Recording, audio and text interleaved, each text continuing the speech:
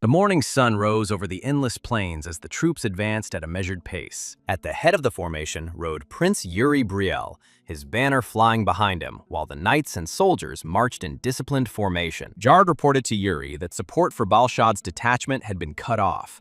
The prince showed no outward reaction to the news, and merely calmly inquired if this was true. Yuri noted the inevitability of the situation due to frequent attacks along the route.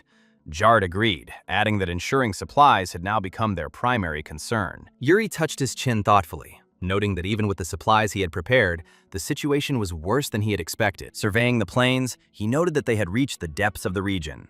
Okua's proximity meant their entire force could strike at any moment. He concluded that if the orcs intended to draw them into a war of attrition, they should have ended it before it reached that stage. At that moment, the earth shook. A powerful vibration passed beneath them, causing the horses to rear and tremble. Yuri nearly lost his balance. He gritted his teeth and pulled on the reins with all his might, until his horse calmed down.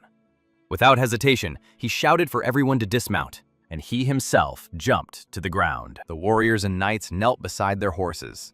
Jard asked if it was an earthquake, but Yuri firmly objected, noting that the nature of what was happening was quite different. He channeled mana into his palm and pressed it to the ground, his face tightening as realization dawned. Before this thought had time to fully take shape, the earth split, and something huge rushed upwards with force. As it rose, Yuri finally realized what was happening, realizing that something was emerging from underground. The structure took the form of an ancient watchtower, battered by time but still intact. It towered over the formation. After some time, Radna gathered several mages at a safe distance and instructed them to cast probing spells. Layers of magic washed over the ruin's exterior as they checked it. A voice called out to Radna from behind, and he turned, seeing Yuri approaching.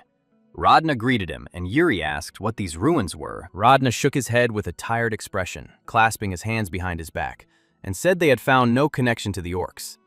He explained that from the outside, it looked like ordinary ruins. He clicked his tongue and admitted that not being able to see inside seemed unnatural. Yuri smiled and suggested they check it out for themselves, bowing slightly and pressing his hand to his chest as he said that there was most likely something hidden inside. And considering how suddenly it appeared, he added that it would be best to see for himself. Radna agreed, after which he ordered Yuri to take the Imperial Knights with him.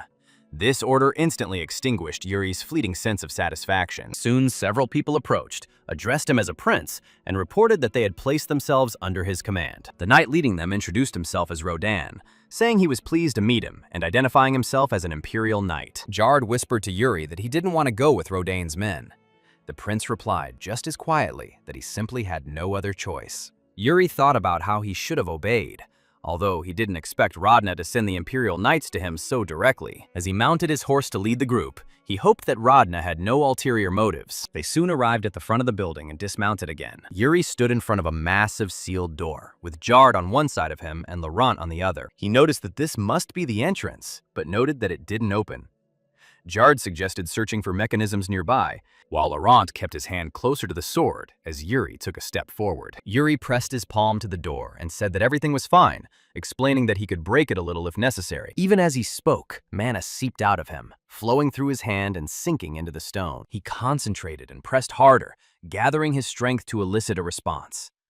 A measured vibration spread throughout the structure. Yuri's eyes widened as the sealed door began to shake and then slowly crawl upwards on its own. Everyone froze in place. Jard blurted out in disbelief, asking what Yuri had done, and Yuri honestly replied that he didn't know. He peered into the opening and thought he had barely touched it, but it opened too easily, as if the ruins themselves had been waiting for it. Yuri didn't rush forward. He carefully studied the darkness ahead, carefully considering everything. Then he stepped forward with Jard and Laurent and announced that they were heading inside. They moved down the corridor, their footsteps echoing softly off the stone. Someone muttered that it was too dark. Yuri stopped and called Jard by name, asking if he had brought torches. Jard replied that he had not. Yuri glanced back at the Imperial Knights and assumed that they had most likely also arrived without them. Turning back, he stopped. After all, I noticed an unlit lamp attached to the wall. Remembering how the door had reacted, he directed mana into the lamp. It instantly burst into flames. Yuri stared in shock as the light spread outward. Jard whispered to Yuri that he didn't want to go with Rodain's men. The prince replied just as quietly that he simply had no other choice. Yuri told them they were moving forward and ordered everyone to remain vigilant. Jard and Laurent agreed in unison. The Imperial Knights followed them silently, watching closely. Rodan studied Yuri with open suspicion, but said nothing. As they moved forward, Yuri's boot crunched on something hard. He looked down and saw a large bone. Ahead, the corridor opened into a more spacious hall, strewn with skulls and scattered remains. At the far end, leaning against another door, sat a human skeleton, clad in armor, which unmistakably belonged to a knight. Everyone stopped. Yuri stared at the spectacle and started to comment on it, but Jard stepped forward and said he would check everything first. Having reached the skeleton, Jard called the prince, and then knocked on the door behind him and shouted back that the way from here was blocked. Yuri squatted down next to the remains, examining them carefully without touching them. He noticed that most of the bones belonged to orcs. While this skeleton was human, the evidence of a battle indicated that the knight had died defending the door. Jard shouted again, reporting that the door was unresponsive, even when mana was poured into it. Yuri looked up and said that there was nothing that could be done about it, adding that they should go back and see if they had missed anything earlier. Jard whispered to Yuri that he didn't want to go with Rodain's men. The prince replied just as quietly that he simply had no other choice. The next moment, the skeleton lunged forward and grabbed Yuri's arm tightly. Shock paralyzed Yuri, and Jard recoiled in panic. Light burst from the skeleton and flooded the room. Jard cried out in alarm, demanding to know what it was, and Laurent shouted Yuri's name. The Imperial Knights rushed forward, shouting orders as they closed the distance. The light intensified, turning into a misty glow, identical in color to Yuri's own aura. Yuri grunted, closed his eyes, and raised his free hand to protect himself from the blinding glare. Still holding him tightly, the skeleton spoke. Its voice echoed deep within Yuri, begging him to remember. The sound shook him to the core. Yuri opened his eyes and stared into the empty sockets as the voice echoed in his mind again, telling him that this was their salvation. In the blinding whiteness, Yuri's vision shattered into pieces. The world before his eyes turned upside down, replaced by an unfamiliar sky. A clean white stone structure towered beneath the bright light.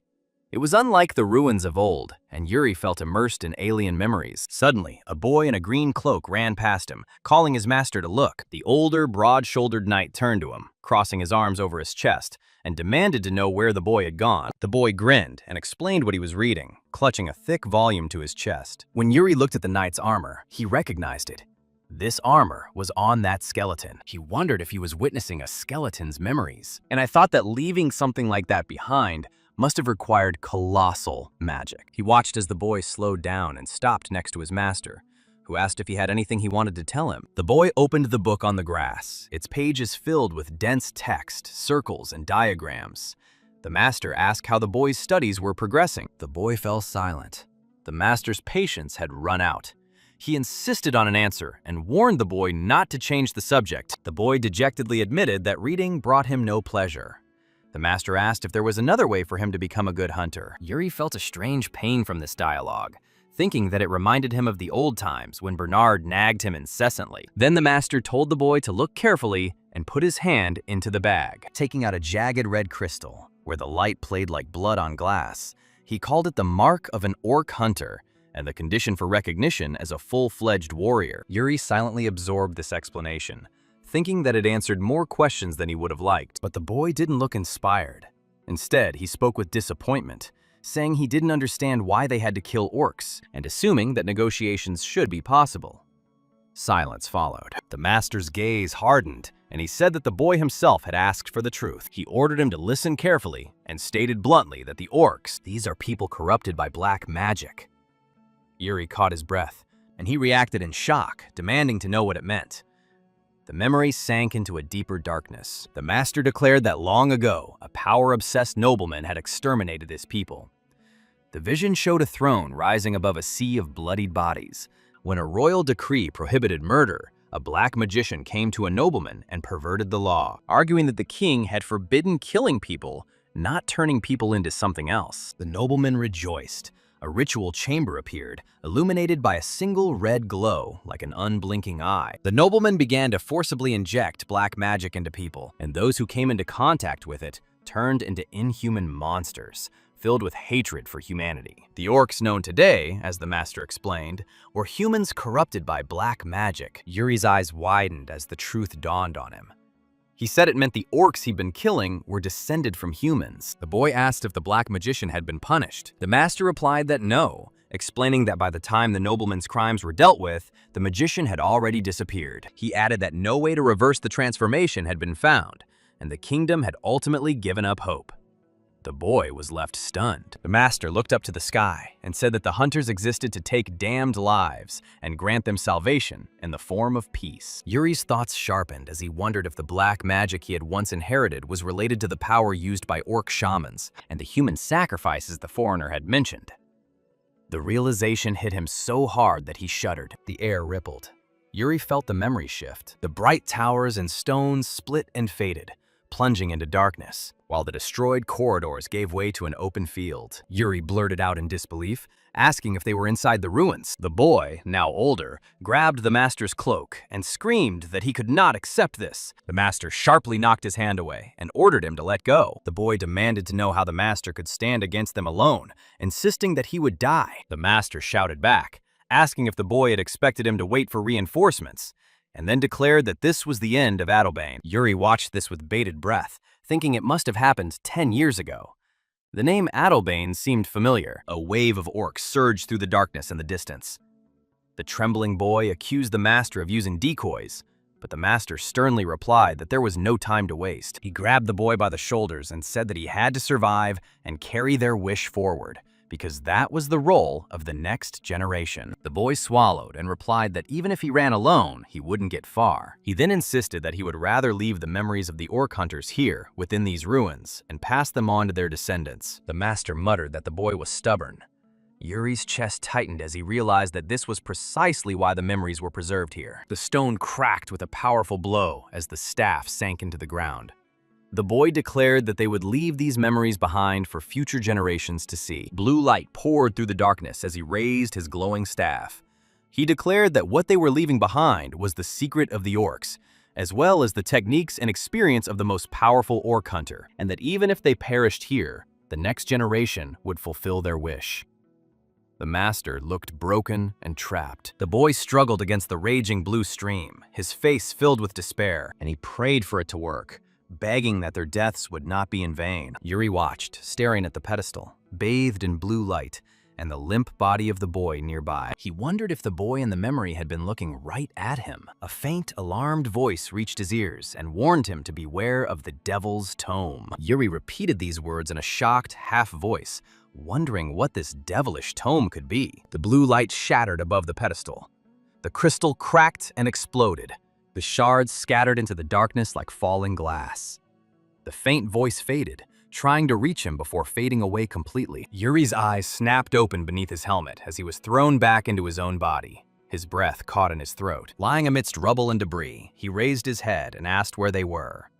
One of the knights replied that they were still within the ruins. Another reported the disappearance of the skeleton that had exploded in light and the general relief at Yuri's rescue. He exhaled slowly and shared the joy at their safety. Yuri thought the hunter's memories didn't feel like an alien life. Instead, they felt like something buried deep within him, brought to the surface. He pointed to the entrance and asked if they were the ones who broke down the door. The knight laughed awkwardly and admitted that it had been difficult. Jard asked Yuri what he saw, and Yuri replied that it was something beyond normal vision. A deep tremor suddenly rolled through the stone beneath them. Someone shouted that it must be an earthquake, but Yuri immediately said no. His words were cut off by the sound of heavy, thundering footsteps. Yuri stated with confidence that the orcs had begun their attack. Jard panicked and asked if they had been discovered and if it was all a trap. Yuri sharply ordered him to shut up and looked around. He explained that these ruins were once the base of orc hunters and that the orcs would naturally hasten to destroy the remains of the old enemy, which suddenly surfaced. Having assessed with his feelings, he determined the rhythm of vibrations and added that the attackers were riding Komodo dragons. After counting to himself, he finished coldly by declaring that there were 10 horsemen. Laurent urged them to retreat to the main forces. Yuri agreed that under normal circumstances, this would be the right decision, but then ordered everyone, including the Imperial Knights, to follow him. He confidently announced that they would prepare for battle. When Rodan asked if they had really decided not to retreat, Yuri replied that there was no need for that, and then he fell to the ground and examined the skeleton of the dead orc hunter. He took the weapon from his hands as if it had been carefully left for him, and he turned with a smile, adding that it was now clear how to fight these orcs. Outside, the plains burned beneath the setting sun. Komodo dragons thundered forward as a wave of orcs rolled across the land. One orc pointed his finger and roared just at that moment, when red flashes burst from the bushes, crashing into the horde. The orcs roared and rushed forward through the haze, but as they got closer, they had to slow down a little, because when the red light got stronger, a wave of indecision swept through them.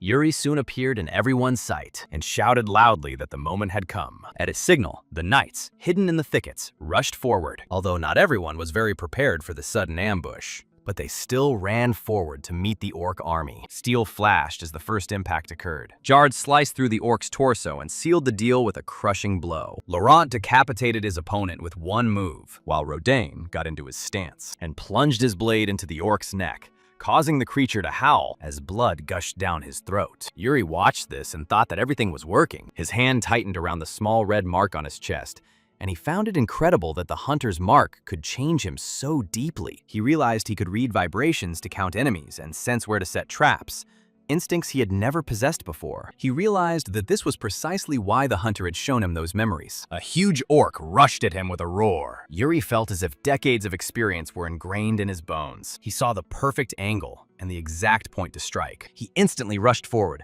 and he thrust his sword forward, plunging it into the monster's left hand, which is why he immediately roared in pain and surprise. After which, the main character cut off the orc's hand with a swing, and then struck out, illuminated by a blue light, which ended the life of a creature without the need to cut the soul. The orc collapsed, blood spilling across the ground beneath the fading sunset. Standing over the body, Yuri said that he would continue the legacy left behind, addressing the fallen with respect as Adalbane's hunters. Night fell on the camp surrounding the ruins. Ragnar reported that, thanks to Yuri's actions, they had managed to secure the perimeter without losses. He told Yuri that he had done a great job, and Yuri replied that he was grateful to him. Ragnar asked if the ruins were a hunter's abode. Yuri replied that they contained traces of the hunter's last battle. Then he said that he wanted to ask Ragnar one more thing, and Ragnar stared expectantly. Then the protagonist asked if Ragnar knew anything about the Devil's Tome. Ragnar said he had never heard of him and asked if he was connected to the ruins. Yuri replied that he only knew about his connection with black magic. Ragnar said he would investigate and share everything he learned. Yuri bowed and thanked him. Later, Yuri walked between tents on a cold night. Some knight addressed him as the Prince of Briel. Yuri turned as a red-haired Imperial knight approached with a smile. Yuri asked if he was from the Empire. The man introduced himself as Rodain and said Yuri's performance in the fight had been impressive. Yuri replied that Rodain had fought impressively as well. Yuri asked if Rodain usually smiled, noting how constrained he had seemed earlier. Rodain replied that military discipline in the Empire was strict. He added that most people froze during their first battle, but Yuri fought like a seasoned veteran. Yuri's face tightened. Rodain jokes that Yuri must have left his lover at home. Yuri called Rodain by name and asked if His Highness Ragnar had ordered this conversation. Rodain tensed and began to deny it. Yuri bluntly assumed Rodain had come here to assess his romantic prospects. Rodain noticed that Yuri clearly did not welcome this attempt. Yuri said he really didn't want to be involved with the Imperial Princess. Rodain asked why, saying that everyone admired her and describing her as beautiful and kind. Yuri muttered her name, Katerina, and thought that with her kindness she made people feel special. Yuri abruptly dropped the subject and said he already had a girlfriend, which, frankly, was a lie. Rodain winced in surprise. Yuri forced himself to maintain his composure and said he was serious, adding that they cared deeply for each other, though his eyes darted away in confusion. In a low voice, he apologized to Sybil and repeated that he had a girlfriend and said that was all Rodain needed to know. Rodain replied that he was glad to hear it and shared his plans to propose to his beloved. Yuri snapped that such things shouldn't be said on the battlefield. He started to answer, but something heavy cut through the air with a sharp crack. When someone spoke words like that, something was bound to happen. Suddenly, a powerful explosion rumbled through the rear ranks. Fire shot up into the sky as Yuri and Rodan instinctively turned towards the explosion. Yuri barked that he had warned Rodan to be careful with his words, and noted that this was clearly an enemy attack. Flames engulfed the camp, tents collapsing in the flames. Soldiers retreated from the heat, while others shouted that the camp was on fire. Orders were shouted to protect the supplies, and figures darted through the flying embers, dragging boxes and barrels away from the growing inferno. Hernando stood facing the fire, his coat fluttering violently in the heat. For a moment, he entertained the idea of an underground assault, but he immediately threw it aside, realizing that hundreds of orcs had appeared right inside the camp. His face tightened as he realized that this was only part of the threat. He raised his hand and tested the air, his eyes narrowing. His dispel hadn't worked. This time, it wasn't a mistake. The resistance was deliberate. Yuri called out to him, asking if the spell dispel had broken. Hernando turned as Yuri rushed towards him through the smoke, reporting that the enemy sorcerers must have prepared in advance. Yuri replied with calm confidence that he would deal with them. He ordered Hernando to wait until the magic could be dispelled and immediately release his magic as soon as this window opens, adding that he was counting on it. Yuri then ran through the ashes while Hernando shouted after him, demanding to know how one could even identify a sorcerer. As he ran, Yuri mentally replied that it wasn't easy, but there was a way. Standing in front of the orcs emerging from the ground, a memory came to his mind about how the old master explained that orc sorcerers often lost their sight due to prolonged exposure to black magic, which left them with an unnatural, unsteady gait. Yuri knew that this method would only work if the memory was accurate. He came back to reality and began to scan the battlefield until his gaze fell on a lone figure moving awkwardly through the chaos. Yuri braced himself, identifying his target. With a sharp exhalation, Yuri drew his sword and threw it forward. The blade cut through the smoke. Like an enchanted dart, the orc instantly collapsed. Yuri jumped after him, clutching his throat, and with a cruel kick, he drove the sword deeper. Having completely finished off this huge monster, he stood firmly on his feet and announced that the sorcerer had been defeated. Then he noticed a shrinking ring of glowing red eyes surrounding him, and noticed that now he seemed to be in trouble. He realized that this was exactly what they had expected. As if on command, Hernando raised his hand and formed a spiraling mass of fire. Yuri shouted Hernando's name as the mage threw a fireball forward. The explosion rolled across the battlefield in a flaming wave. Yuri intercepted the spell in flight and redirected it at the surrounding enemies. The flames split as they recoil, pushed back as if by invisible walls. While the orcs writhed and burned, Yuri remained unmoved and asked if they still believed they had the advantage. Despite everything, they continued to advance, their numbers growing right in the smoke. Yuri clenched his jaw and muttered that he had brought this on himself, adding that they really seemed to have no end. He shouted at Hernando to shoot again. Hernando's body jerked in the air as if all the strength had been drained from him. He quickly apologized, explaining that there seemed to be more sorcerers present on the battlefield, suppressing his magic. Yuri cursed loudly, anger flashing across his face.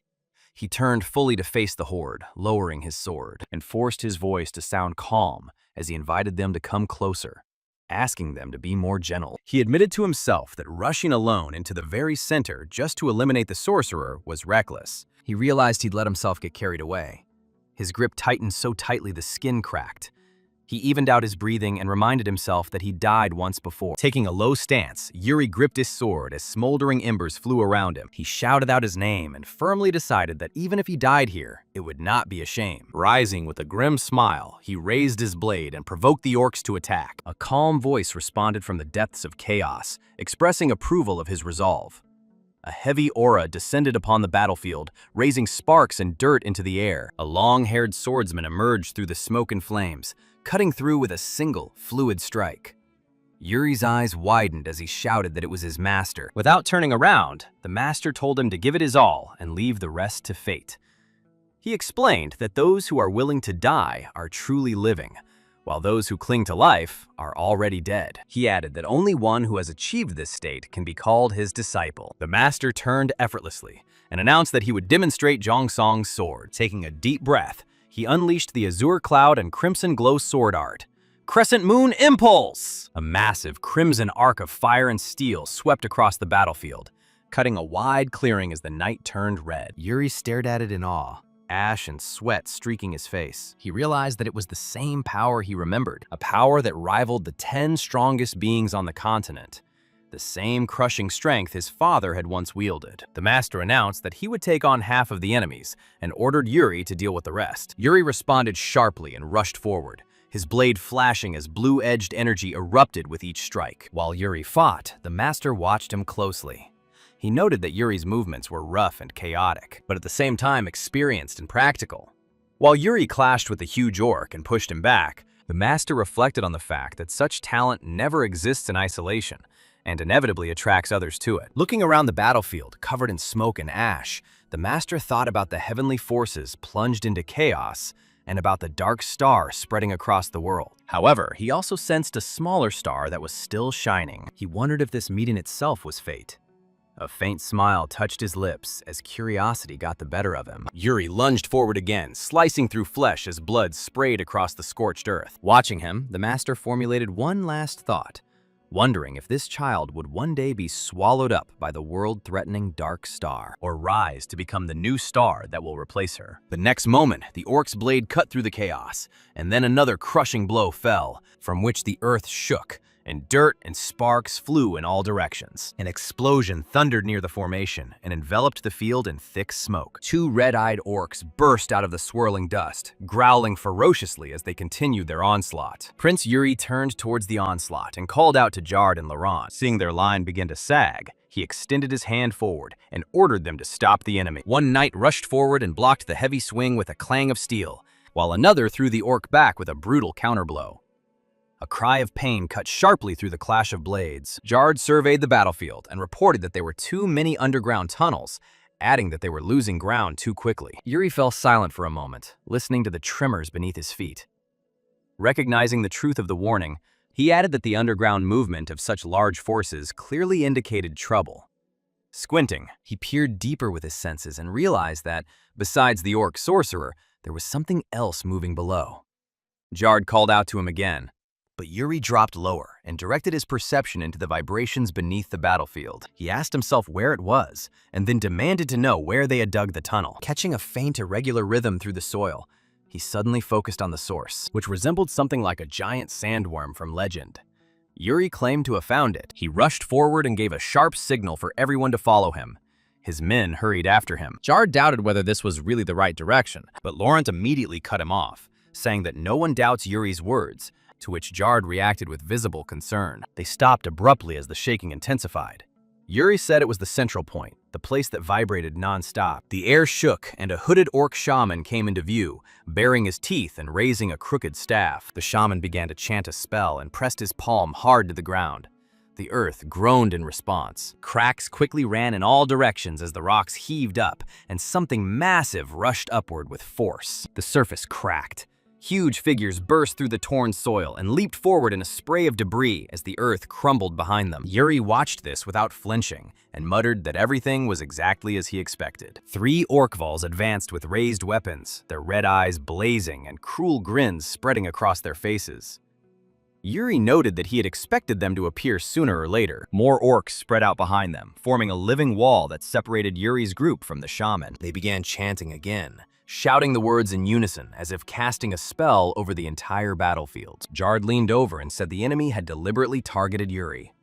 Yuri calmly replied that he could see it himself. Yuri raised his sword and ordered each of them to take on one opponent and not lose. His knights responded immediately and dispersed. As Yuri stepped forward, his concentration sank back into the battlefield. He sensed that what was below wasn't an orc, and realized that ending this battle meant destroying this creature. He rushed towards the largest source of presence, the Orcal, and swung his sword with all his might as the duel began. Orcval brought his curved blade down. Yuri met it head-on, steel screeching and sparks flying. The blow forced Yuri to move back, but he dodged and parried the attack, and pushed the weight of the blade aside. However, the Orcval found a loophole and delivered a quick blow through his defense. Blood spurted as the flesh tore. As the orc mocked him, Yuri thought it was annoying and judged that the Orcval knew perfectly how to use the advantages of a curved blade. There were shouts behind him as the general battle continued. Yuri evened out his breathing and told himself that he needed to get this over with as soon as possible and return to his people. Orcval grinned, and Yuri rushed forward to finish him off. He struck, but the Orcval dodged, doing this with minimal effort, and blocked the attack at the last moment, turning every decisive attack into a shower of sparks. Yuri became increasingly irritated, thinking that the Orcval had read his movements and parried absolutely everything. He wondered if he was deliberately stalling while the battlefield crumbled around them. His concentration wavered for a moment, but quickly returned as the memory of his master's lesson surfaced. Bernard said that when the mind is distracted, the sword goes astray, and that no matter how urgent the situation, if the sword does not keep up, it will never catch the enemy. The younger Yuri demanded to know what he should do, and immediately a sword strike flew at him. In that memory, Yuri snapped that his master should have complained instead of waving his weapon, adding that he almost killed him. Bernard replied that Yuri had to choose, explaining that combat is fluid and full of paths beyond the obvious. He ordered Yuri to remember why he was fighting. Returning to the present, Yuri's face darkened and he said that it was quite in the spirit of his master, admitting that the grumbling had brought him back to normal. Tension coiled around his legs like a compressed spring. White energy enveloped his body as he soared into the air. In the distance, the shaman stood frozen, and Orkval's eyes flashed as he sensed a shift in Yuri's rhythm. Yuri leveled his sword and said that they were trying to provoke him. He jumped forward, stating that his original goal was to deal with whatever was underground. He brought his blade down with merciless determination. This blow tore apart the space beneath them and caused the massive underground creature to rush upward, letting out a sharp echoing cry, literally exploding from the impact. When the smoke cleared, Yuri was already moving again. He rushed forward through the white spiral of his own momentum. Looking straight ahead, he declared that breaking through like this was always the best way. The white force tore the ground beneath our feet and turned the soil into a crumbling crater, and the roar continued as debris and dust flew in all directions. Nearby, an orc brought his weapon down on Jard, and he screamed, calling upon his highness, barely holding back this blow. Among the settling debris, Prince Yuri staggered and thrust his sword into the ground to stay on his feet. He dropped to one knee, breathing heavily, and thought that he had used up all the mana in his body, including that stored in his core. Pain racked him, and he cursed that the blowback was worse than he thought. He forced himself to breathe, and thought that he needed some time to recover, adding that this would put an end to the underground tunnel. But he did not have time to finish this thought. The noise of battle erupted again, and another blow flashed past Laurent, causing his eyes to widen. The earth suddenly wrinkled and split. A multitude of gaping mouths erupted from the earth, like living pits. Laurent screamed desperately at Yuri to watch out, and he only gritted his teeth and cursed as the nearest mouth snapped right next to his face. Jard rushed forward and pulled Yuri away by force, and pulled him out of the bite zone as the ground exploded behind them. He picked up Yuri and carried him running, whereupon Laurent rushed forward and cut the threat to pieces. They collapsed together on a safer patch of ground, still shaking from the impact. Yuri smiled tensely and thanked Jard. He replied tensely that next time Yuri had such plans, he should warn him in advance. Jard asked if Yuri was in any condition to fight. Yuri replied that he would be happy to, but his body was motionless. Jard muttered that it was a problem, which was answered by heavy footsteps. Huge bare feet landed nearby, and the ominous approach of a giant sandworm hung in the air. Jard asked if they thought they could return alive. Watching the shadows of his enemies, Laurent pompously called it an honor to die with Yuri, to which those around him merely rolled their eyes as usual. Yuri replied that this did not mean that they would surrender without a fight. He raised his sword despite the strain and declared that they would take lives until their last breath. Yuri shouted for everyone to disperse. His men replied that they understood. Yuri then vowed to lead the way and charged forward, forcing his wounded body to move by sheer willpower. As he ran, a calm warning interrupted his impulse, telling him not to overexert himself. At the same time, a golden light rose up like a protective storm, and Yuri exclaimed in surprise, turning to Sir Graham. Sir Graham appeared in sight, enveloped in a glowing, swirling aura, and began to cut down their enemies. He said he had received orders from Prince Ragnar, and announced that from now on, they would help, bringing support to this battle as the pressure shifted away from Yuri. Later, the camp quieted down under a clearer sky. Someone asked if the enemy had escaped, and the answer came back that yes, they had. Inside the medical tent, Prince Ragnar listened to the report that by the time they arrived, Prince Yuri had already defeated the giant sandworm. The report noted that the enemy had surrendered after blocking the entrance. Prince Ragnar clicked his tongue in frustration, regretting the missed opportunity to interrogate the prisoners. Prince Ragnar looked at Sir Graham and said that he had done very well, adding that they would have lost a key member of the Allied forces if Graham had been even a little late. Sir Graham bowed his head and said he was grateful. Ragnar released him, telling him he could go. After that, Ragnar stood over Prince Yuri's bed and clicked his tongue. He said that Yuri was always making a fuss. Watching Yuri lie unconscious, Ragnar said it felt as if all the Allied forces existed solely to single out Yuri. Then he thought that this was to be expected, and concluded that this was exactly what Catherine's husband should be like. Yuri stirred and let out a strained groan. Later, Yuri sat up abruptly in bed, sighing sharply and covered in sweat. He cursed silently and wondered what this nightmare had been. Clutching his head, he thought it was like a prediction of a terrible future. A voice from the doorway asked if he was awake. Yuri turned and called Sybil by name as she walked inside. Sybil approached with a relieved look. Yuri asked what the situation was, demanding to know if everyone was safe.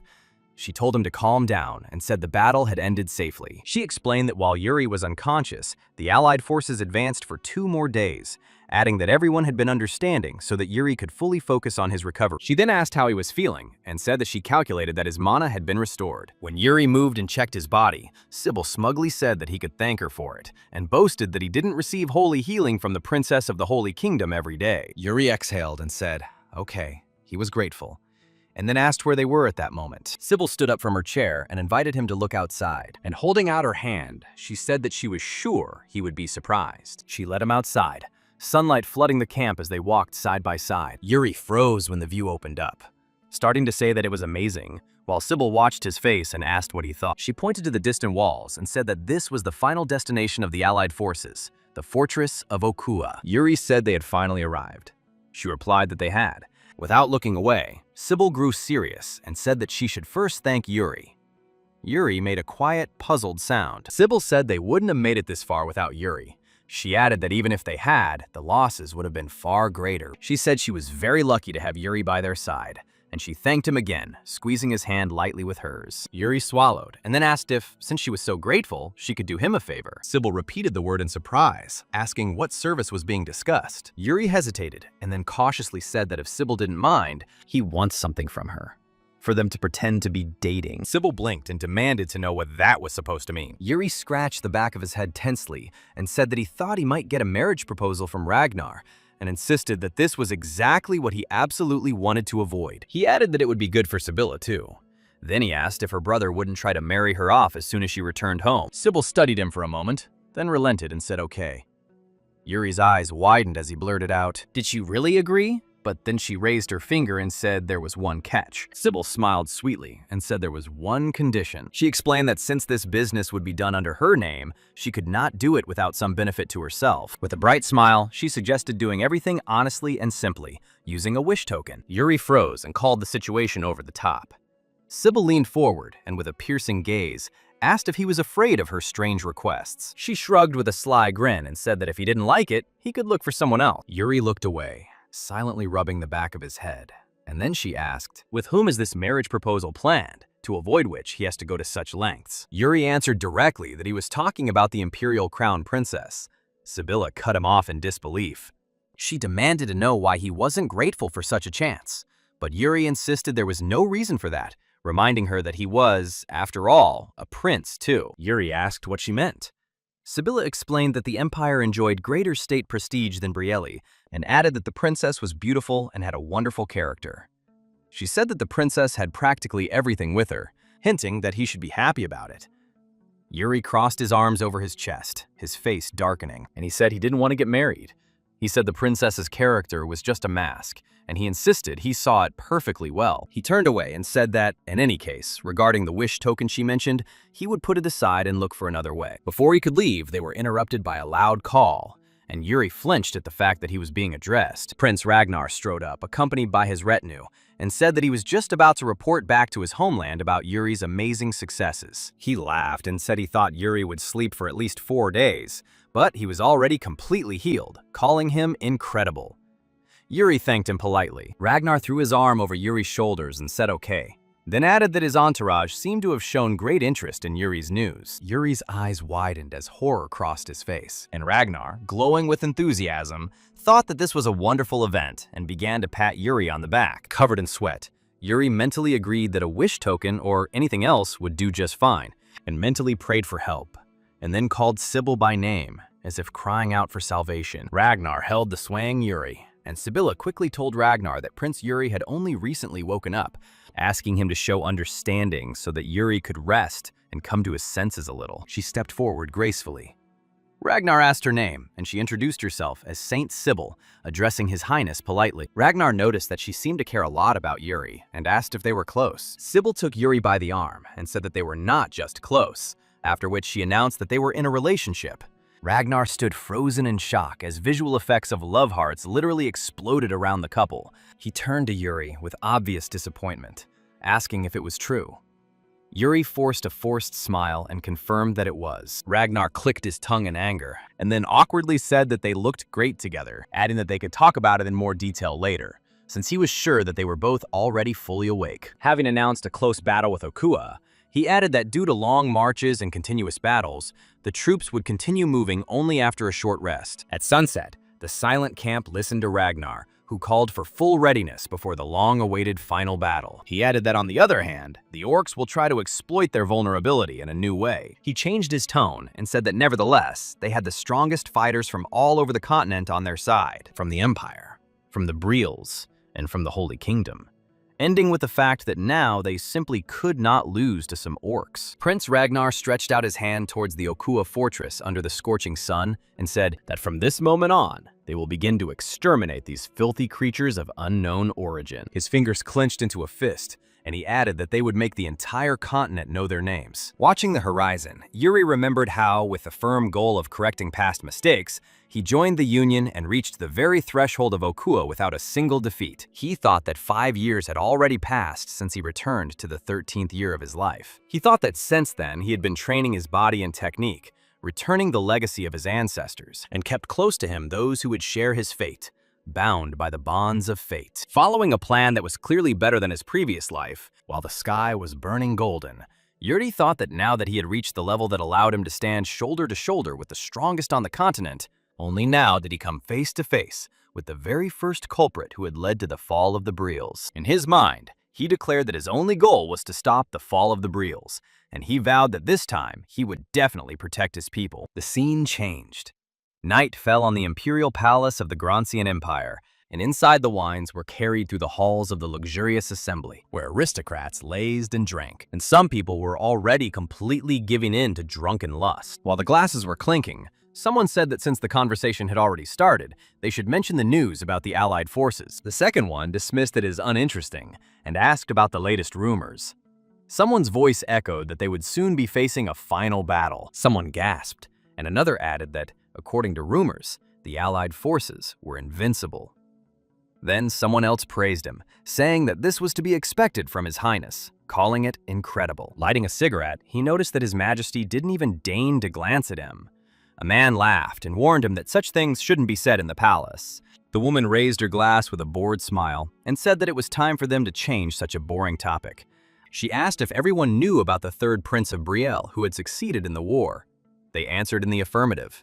And she asked about the news, while someone was praising his appearance and a woman entered the room. She replied that from what she had heard, there was talk of his marriage proposal to the princess of the Holy Kingdom. Another responded with an enthusiastic exclamation. From across the room, a long-haired figure repeated Yuri Brielle's name, as if confirming it for himself. Someone remarked enthusiastically that this must be love born on the battlefield, while another woman melted at the thought that it sounded very romantic. A calm voice cut through the chatter, noting that they seemed to be discussing a very interesting topic. Everyone in the room froze, heads turned, people choked mid-sentence while taking a sip, stuttering and hastily rising from their seats. Those present quickly stood up and bowed, and said that it was a great honor for them to see Her Highness. The crown princess stepped forward, literally shining with an angelic light in this dark hall. Fanning herself, she said that she wanted to know more about the news she had just heard. She fixed her cold gaze on them and asked them to tell her everything in the smallest details. The scene gave way to a soldier's relaxation under a clear sky. One shared his plans to open a business at home after the war, while the other asked how he liked his food. Each said that when they returned home, they would finally pursue the dreams they had long put aside. Not far from them, Prin walked quietly through the camp, musing on how surprisingly well everyone had been getting along lately. He clearly remembered how on the first day they had barely exchanged a few words. Now they stood shoulder to shoulder like comrades. The conversation shifted, and he heard some of his subordinates mention that they had heard rumors that they had become quite popular throughout the empire. Another soldier replied that it wasn't they who had earned such glory, but rather Prince Ragnar or Prince Brielle. He admitted that he deeply envied the prince's recognition. Prin looked up at the flag fluttering above them and found himself thinking of Prince Yuri Brielle. From the very beginning, Yuri left a strong impression. There was always something wild about him. However, Prin couldn't deny that Yuri's achievements were astounding. It was Yuri who shaped the current spirit of unity. Yuri united them and made them fight as one. Realizing this, Prin realized that much of their current power came from him. One of the soldiers suddenly noticed Prin nearby and asked when he approached. Yuri was surprised that they had stopped sparring. Prince came closer and explained his visit as an interest in their training session. Yuri added with a smile that he seemed eager to join them himself. Yuri said that if he wanted to spar, he could tell his master, since he'd been bored lately. Prince quickly assured him he didn't need it. Instead, he suggested that Yuri visit Bruzen after the war.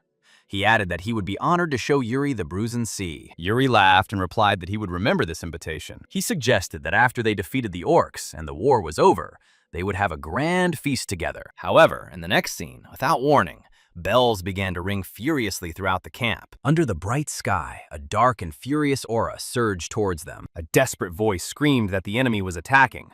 The orcs were already on horseback at incredible speed. Ragnar's eyes immediately narrowed with tension as he turned his gaze towards the approaching threat in the form of an entire army of orcs. Yuri sighed quietly and noticed that there were so many advancing enemies that he couldn't even see the horizon. Prin commented that the situation on the opposite side was no different.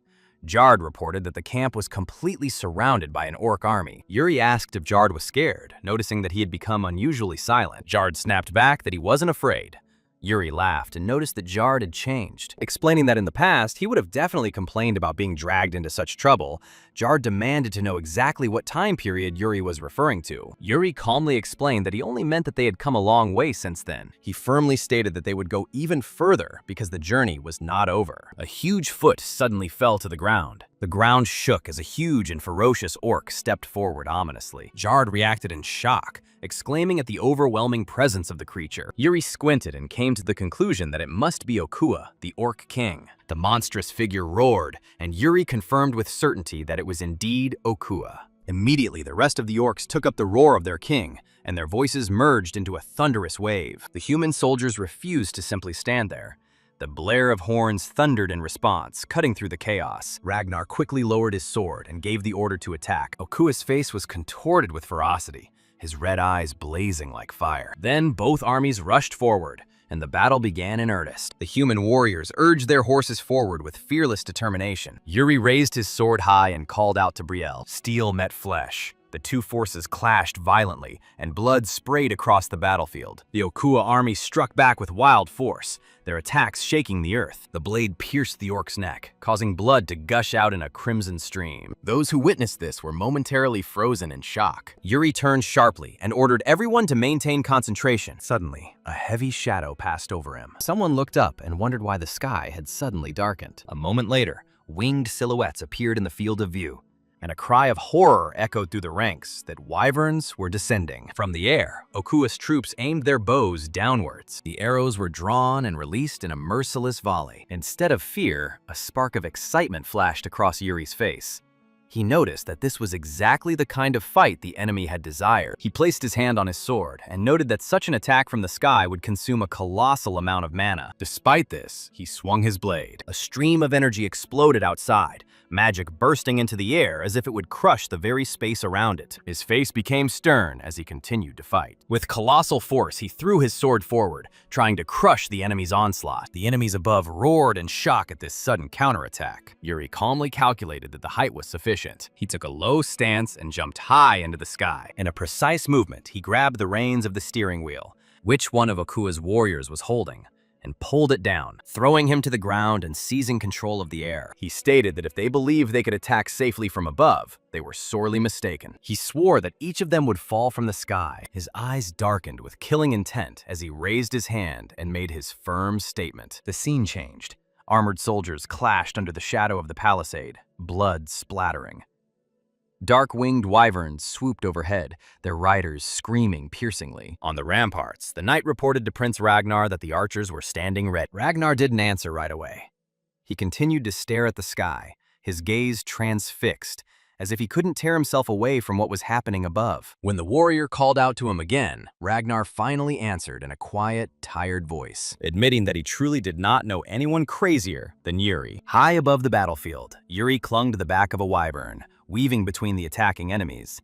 The orc rider raised his bow, and Yuri immediately recognized the danger. A deadly shower of arrows cut through the open air as the riders came at him from all sides. He held his ground, his posture firm, his eyes narrowed as he read the wind, measured the distance, and anticipated each blow. He noticed the wyvern beneath him was impressive.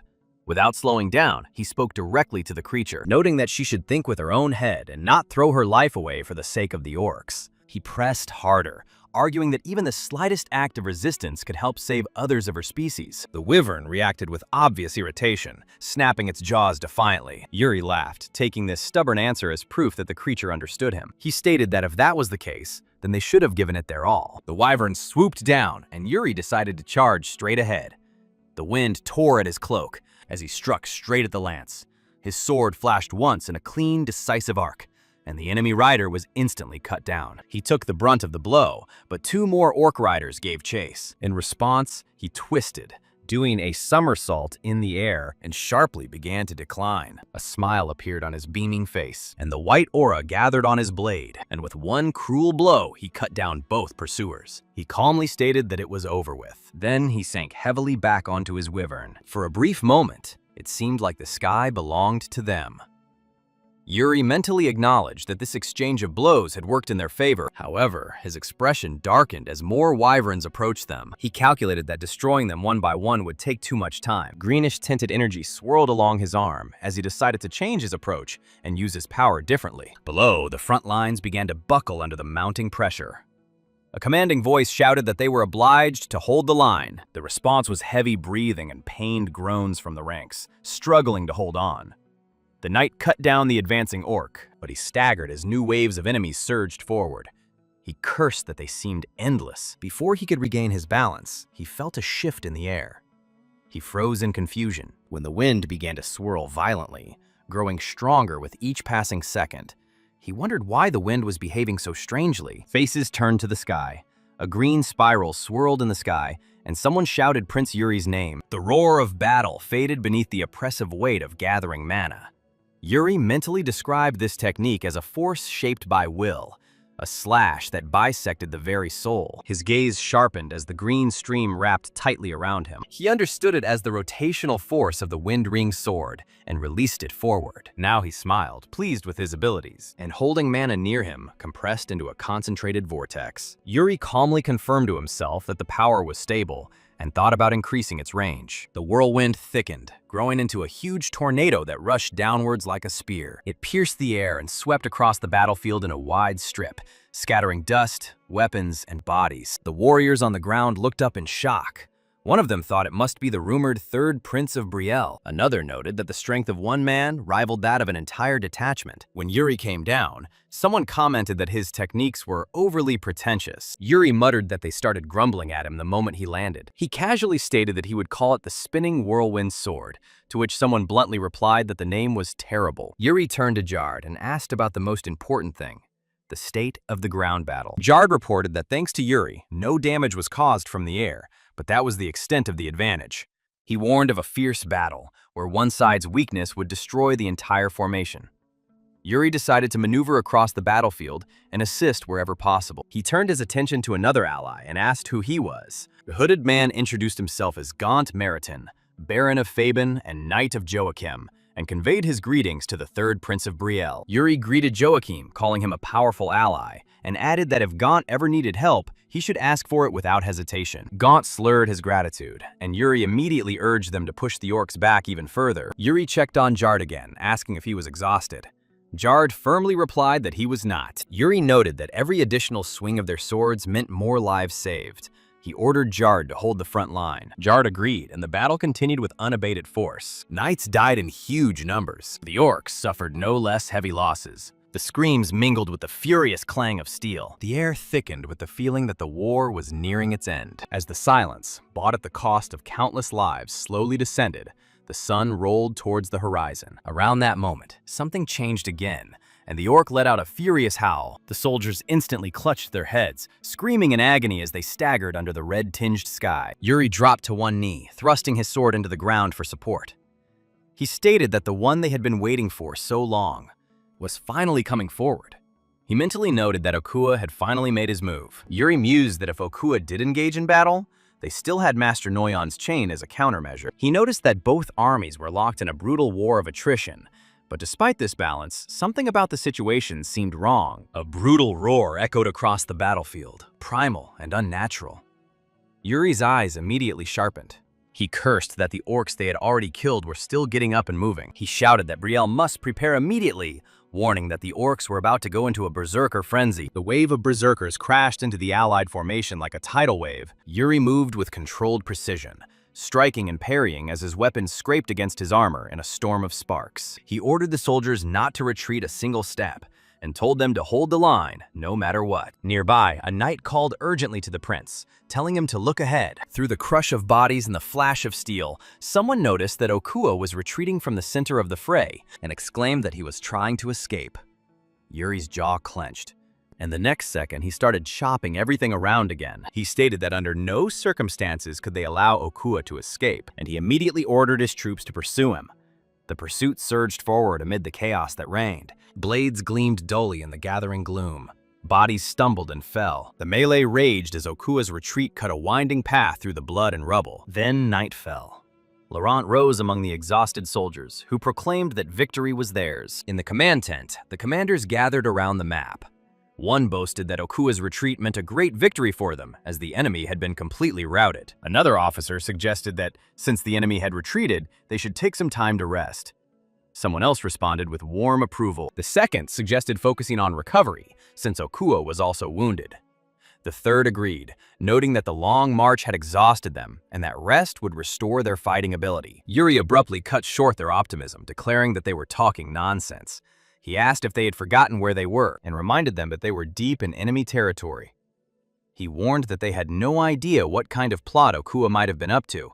He was surprised by their carefree talk of rest in such conditions, and reminded them that it was Okuo who had led the orcs, insisting on the threat hidden beneath the surface. Yuri said they must continue to apply pressure without delay. Then Ragnar spoke, explaining that during the battle he had sent mages to watch Okua's camp. He reported that those mages sensed an ominous aura rising from the depths of the enemy camp. Yuri concluded there was no justification for further delay.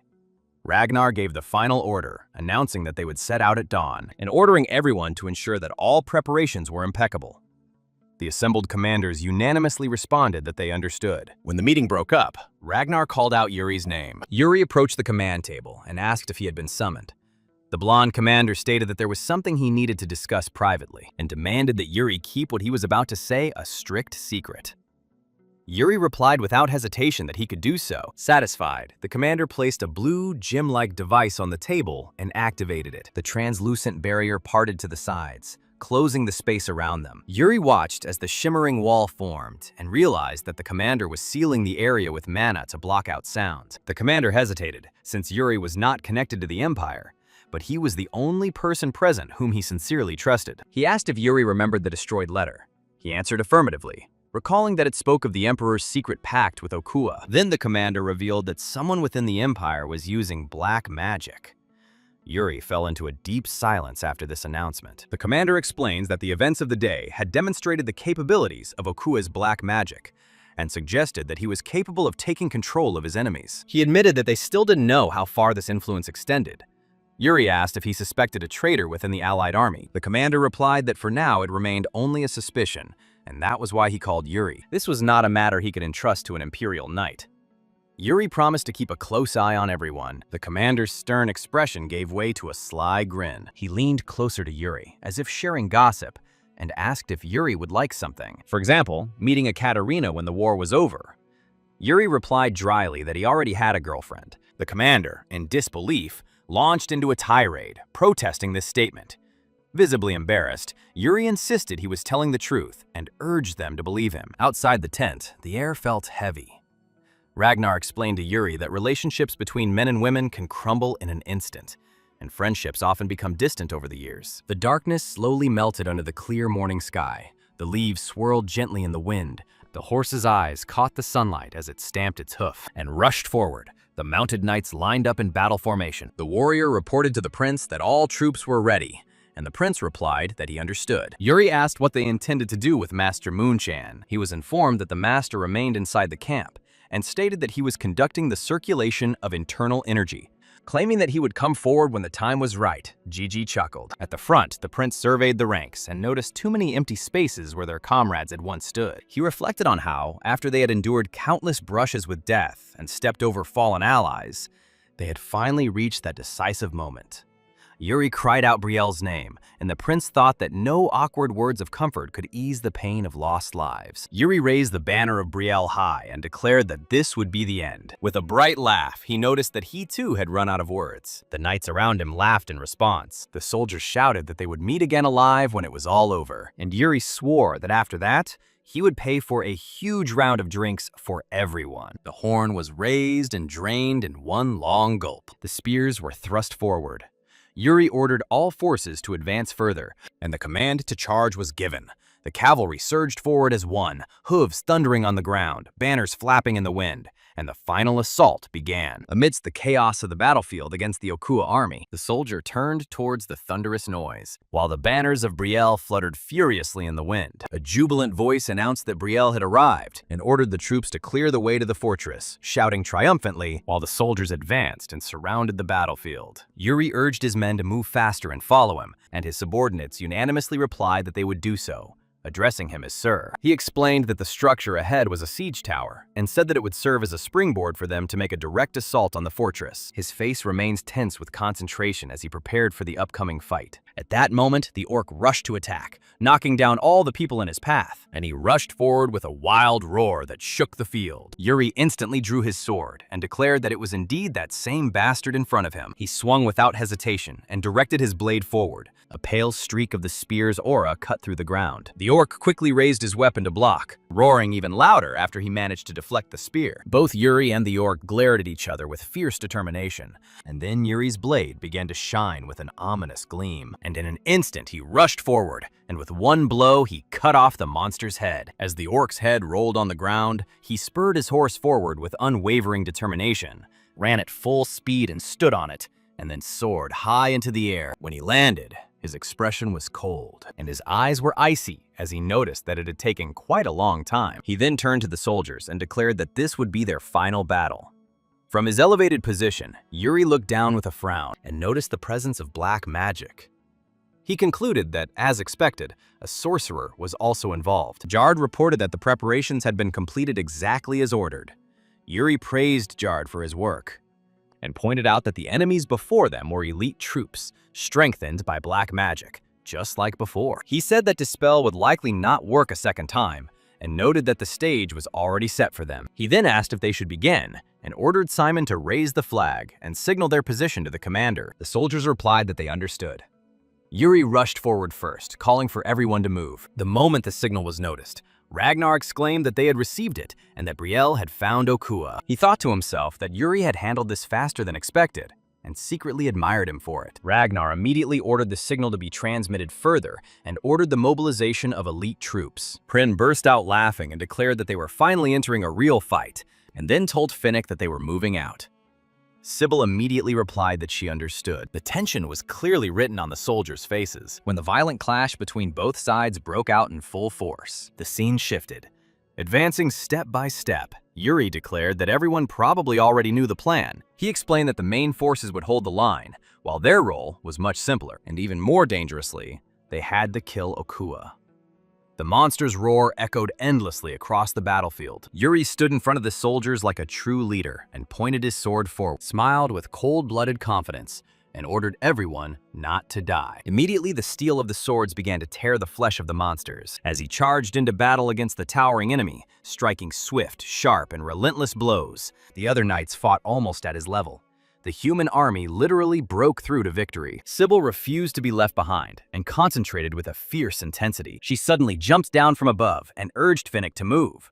He responded immediately, addressing her as Her Highness. As Finnick fought, he reflected on how people from different lands and different walks of life stood together, protecting each other in the same battle. He believed that there could be no more glorious battlefield for a knight than this. At the same time, Prin continued to gather forces before bringing down his sword with a mighty cry, fighting without stopping, while sparks flew from every furious clash of steel. A faint smile touched Yuri's lips as spiritual energy surged through him, and his gaze became sharper and more dangerous. A vortex of mana once again gathered around his sword. He then released a colossal wave of power that swept across the entire battlefield. After that, he suddenly stopped, just as another orc rushed at him. His keen eyes noticed the attack in time, and he barely managed to block the crushing blow. However, he realized that Okua had still not made his real move, and Master Mo had still not appeared, no matter how intense the battle had become. Although their side clearly held the advantage, an ominous sense of déjà vu haunted him, and he wondered if he had missed something critical. Then the orc suddenly collapsed to the ground, leaving Yuri frozen in shock. Right before his eyes, the creature's body began to writhe and mutate into something grotesque. Seized with horror, he thought that something like this should be impossible. His whole body began to tremble. Rage and panic simultaneously overwhelmed him, and he rushed forward and shouted Okua's name. And a second later, Okua stood before him in his most terrifying form. His eyes burned with wild madness. Okua raised his sword high and brought it down, causing an explosion that made the very earth tremble. In a voice as cold as ice, Okua asked if Yuri had only just begun to understand, and then laughed at him with frank cruelty. He ridiculed him as a fool, and baring his fangs, he mocked that it was already too late, delightedly declaring that Yuri would also soon become a living victim. In a matter of moments, the entire area was reduced to rubble and shrouded in thick black smoke that billowed endlessly into the sky. Inside that devastated wasteland, a wild laughter echoed again and again, harsh and eerie, echoing among the destruction. Yuri plunged into dark thoughts and finally understood why Master Mo had not appeared yet. This was because even he couldn't dispel the black magic. Yuri immediately concluded that before Master Mo arrived, he would have to at least destroy this spell himself. Filled with cruelty, Okua swung his huge hand, delivering a vicious blow. Yuri coolly dodged, although a painful groan escaped his lips when this one blow split the earth into uneven layers. Gripping the sword tightly in his hand, he thrust it deep into the ground. His body shook as he mentally acknowledged that he couldn't continue like this for much longer, and had no idea how much longer he could hold out against a monster of that level. However, once he realized what had to be done, he was determined that he could not retreat simply for his own sake. Straightening up with stubborn pride, he declared that it would be all or nothing. Okua noticed that the strange sword cut through their very essence. Yuri immediately replied that it was true, and then warned that it would be wise to fear him, because he had no intention of dying without a fight. Then he noticed something. He realized that the substance pouring out of the orcs was being drawn to Okua's back. Crimson streams of energy continued to flow endlessly into the monster's spine. All around him, desperate voices were crying out for help, begging to be put out of their agony, and lamenting that the suffering was so unbearable that they would rather die. Yuri said gloomily that this was the worst possible outcome. At that moment, he realized the truth, and his teeth clenched in rage. The source of black magic was the souls of those who were consumed alive, souls that were exploited even after death. He firmly decided that he had to end everything here and now. Okua noticed how recklessly he attacked straight from the front. Okua bared his razor-sharp teeth and rushed forward, mockingly calling him a stupid man. Yuri's face darkened and he rushed forward like a storm, unwavering. But the first encounter turned out to be a failure for him. His helmet was knocked off, and his eyes widened as he saw the horrific scene before him, with countless red streams rising from the ground and converging into one in an instant. The next moment, everything seemed to shatter into pieces amidst shattered shards and cries of despair. A couple of seconds later, Yuri fell to his knees, blood streaming down his face. Black cords bound his hands tightly. Okua's contemptuous voice came back and declared that all his efforts were pointless, saying that this was the limit of his struggle. Then the sword in Yuri's hand suddenly began to glow with furious anger.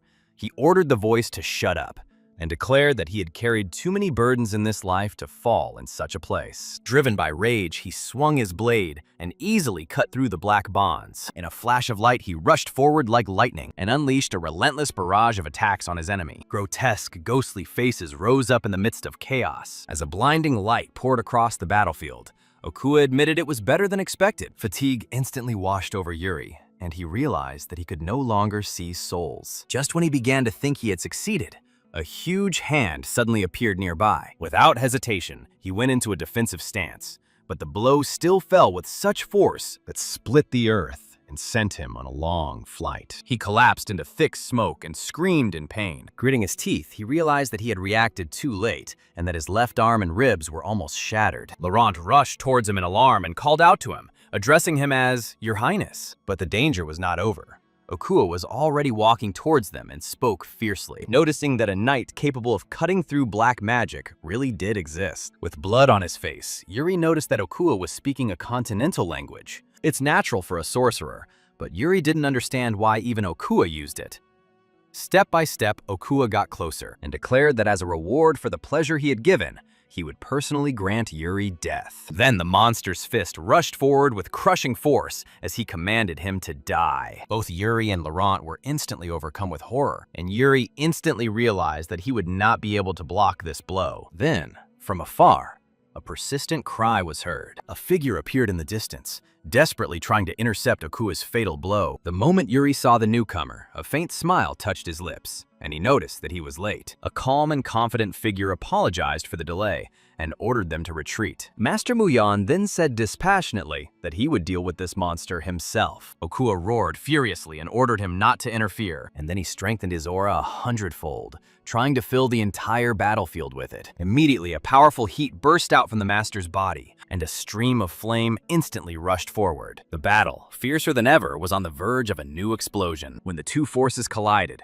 everything was engulfed in a sea of fire. Laurent asked anxiously if His Highness was all right, and Yuri gently replied that he was still alive. He couldn't help but exclaim in amazement that their opponent was incredible, while Laurent agreed and noted that it was a battle between monsters. Master Muyan kept his cold, piercing gaze fixed on the monster in front of him. Compared to Okua's huge body, he looked almost insignificant, and yet he had just landed a heavy blow that had damaged Okua's arm. In response, the creature bared its razor-sharp teeth in a barely noticeable, chilling smile. Okua regenerated his damaged arm almost instantly, and noticed that Master Muyan's attack was quite a trick. Although his tone held an ominous warning, Master Muyan was momentarily taken aback when he realized the wound was already healing. Okua's ferocity increased as he declared that they were nothing more than pathetic creatures and that he would show them the true difference in strength. Master Muyan looked at him with a grim concentration, muttering that this creature was indeed a monster, and gripped the hilt of his sword tighter. A blazing red aura soon enveloped Master Muyan's entire body. At that moment, one of Okua's followers suddenly appeared and informed his master that he felt great power from Master Muyan, offering to help in the fight. Okua paused for a brief moment, considering these words. Then he slowly licked his lips and said that no help was needed. Grabbing the subordinate by the head, he lifted him into the air and sucked in all his spirit. Master Muyan gritted his teeth in disbelief and shouted that Okua had stolen power even from his own kind, accusing him of devouring his own people. Okua asked, puzzled, what Master Muyan meant by subordinates. He explained that humans and orcs were different, just as he himself was different from these creatures. With these words, he crushed the head of his subordinate and mockingly asked if Master Muyan really considered the worms crawling on the ground to be his subordinates. Filled with anger, Master Muyan rushed forward and struck furiously, cursing Okua as a bastard. Okua only frowned and dismissed him as a lesser being. Then, clenching his fist, he struck straight into the oncoming blade. The collision caused a violent explosion. Master Muyan stared forward in shock as he realized that Okua had stopped the sword with just his bare hand. A dark aura erupted from Okua and wrapped around Master Muyan's body. Okua brought his fist down with crushing force, splitting the ground below. Then he raised his hand again for a powerful swing and began to beat the ground over and over again, turning everything beneath it into solid rubble. While this barrage of blows continued, Okua stated that it is natural for the weak to be eaten by the strong, and said that Master Muyan could never hope to defeat him, pressing his foot hard into the ground. Okua used this power to fly high into the air. Getting ready to end it, he grinned evilly and declared that Master Muyan must die and become his food. Master Muyan's smiling face appeared through the thick smoke. He sarcastically remarked that Okua was chattering too much and sounded like a child just learning to speak. Then he recalled Okua's statement that the weak are always devoured by the strong and asked if he had ever seen a sunset to the very end. Okua froze at this question as the wave of light engulfed him. Immediately, a shining sphere appeared in front of him. Master Muyan raised his sword and slowly closed his eyes. Calling upon the Azure Cloud Sword and Crimson Sunset techniques, Okua walked towards him angrily and called him an insolent man and declared that he would swallow it whole. Master Muyan opened his eyes again, his blade now enveloped in crimson energy, and also a new core appeared in his aura.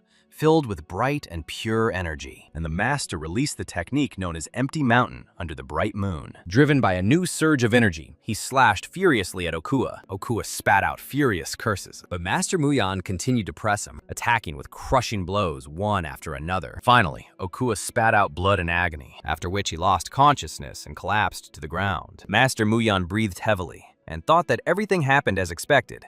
This technique put too much strain on the body. Bending over and resting both hands on his knees, he thought about that despite this, the corrupted creature that had ravaged the western lands had finally been defeated. Looking around, Master Muyan thought about continuing the fight.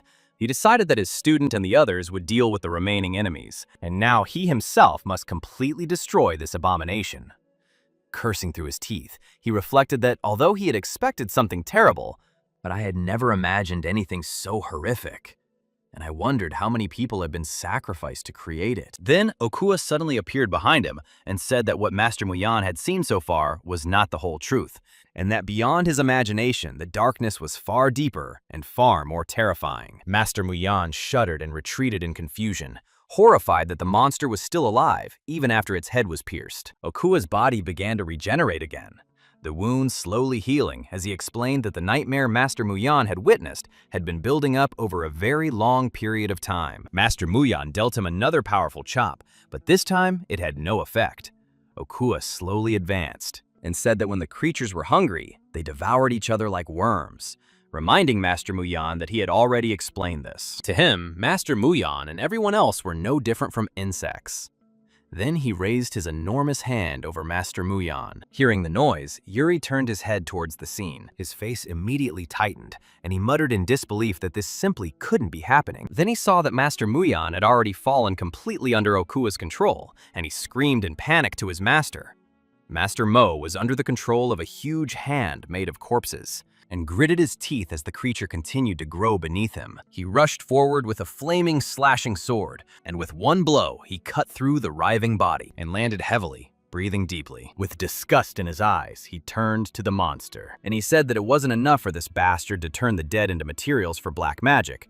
He also merged with them. At that very moment, a red-black force burst out, causing the armored knights and soldiers to recoil in shock. One of them cried out in disbelief, and the other began to define what they saw before the furious aura plunged the battlefield into complete chaos. Yuri stared at the monstrous figure swelling before him and said that this was madness. The knights gathered around the master and the monster of corpses that had formed before him. As the enormous form took shape within the seething black magic, Yuri realized that this would not end until they cut down this disgusting creature. He immediately realized the danger and thought that the black magic he had cut through earlier was far from complete. He came to the conclusion that if they couldn't stop Okua in this state, the Union army will be completely destroyed, and Brielle's death will not be prevented. Laurent hurried to his side and told the prince that he must retreat and return to Brielle. He stood in front of him and said that from that moment on, the battle was becoming too chaotic. Jard also intervened and said that the rest should be left to them, adding that the prince had already done more than enough. Yuri paused for a moment,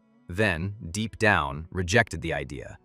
He thought that the concept of enough had never existed, that Dune did not wait for men to prepare for it, and that even if he retreated now to make plans for the future, there was no guarantee that a better chance than this would ever present itself. He forced himself to move again with a hard slap, turned to them and asked what exactly he had to retreat from. He asked if they truly believed they could fight properly without him. He mentally confirmed that once they'd come this far, there was no turning back. He called Jard and Laurent by name and said he was giving his next order. He declared that they would defeat Okua and carve out a secure future. He ordered them to send a messenger and signal Hernando to remain ready, and then disperse and eliminate every black mage hiding in the camp.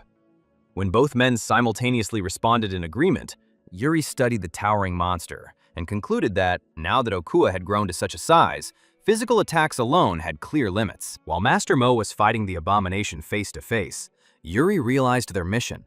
He decided they needed to create a breach in the dispersion and unleash magic there. Before them, Okuwa roared under the red-black stream, while Master Mo continued to meet him with flaming sword blows, directing flame and steel against the bloated body. Despite this, the monster's black magic continued to spread and regenerate around him. Then Prin entered the fray, enveloped in blue power. He rushed forward and shouted that he would join the fight, after which he plunged his blade into Okuwa with a flash of power. The giant recoiled, but his stone flesh and dark aura surged forth again. With murderous contempt, the monster declared that they were nothing but pathetic insects, and then brought his power down with such force that people were scattered and blood splashed across the ground. Master Mo rushed forward again without hesitation. He shouted that he was Okuwa's opponent, roared, and rushed into another exchange of blows. Fire blazed around him as he slashed through the giant's body again and again, each blow exploding with heat and debris. Okuwa responded with crushing force, but Master Mo refused to give in and simply avoided and continued to attract the monster's attention to himself, while every blow was reflected by an explosion of flame on the battlefield. Watching this collision,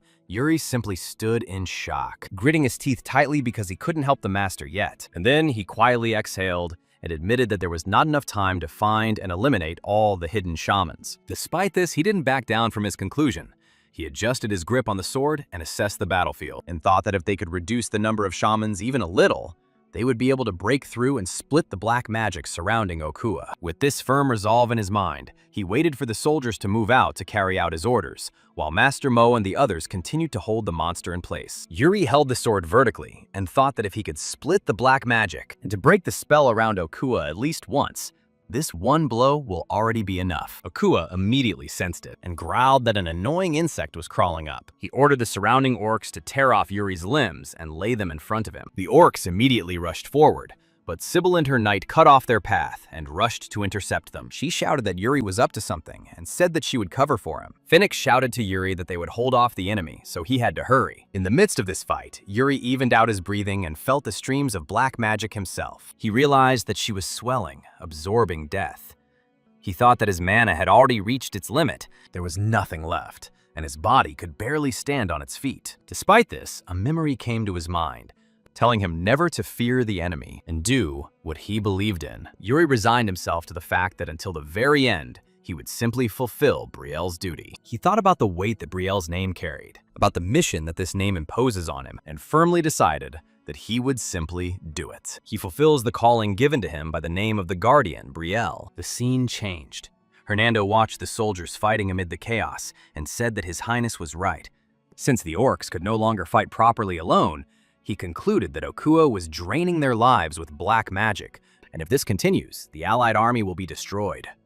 The elderly mage approached and noticed that Hernando was staring intently at the battlefield. Hernando replied that the prince had told him to be ready when a breach appeared, and immediately use his magic.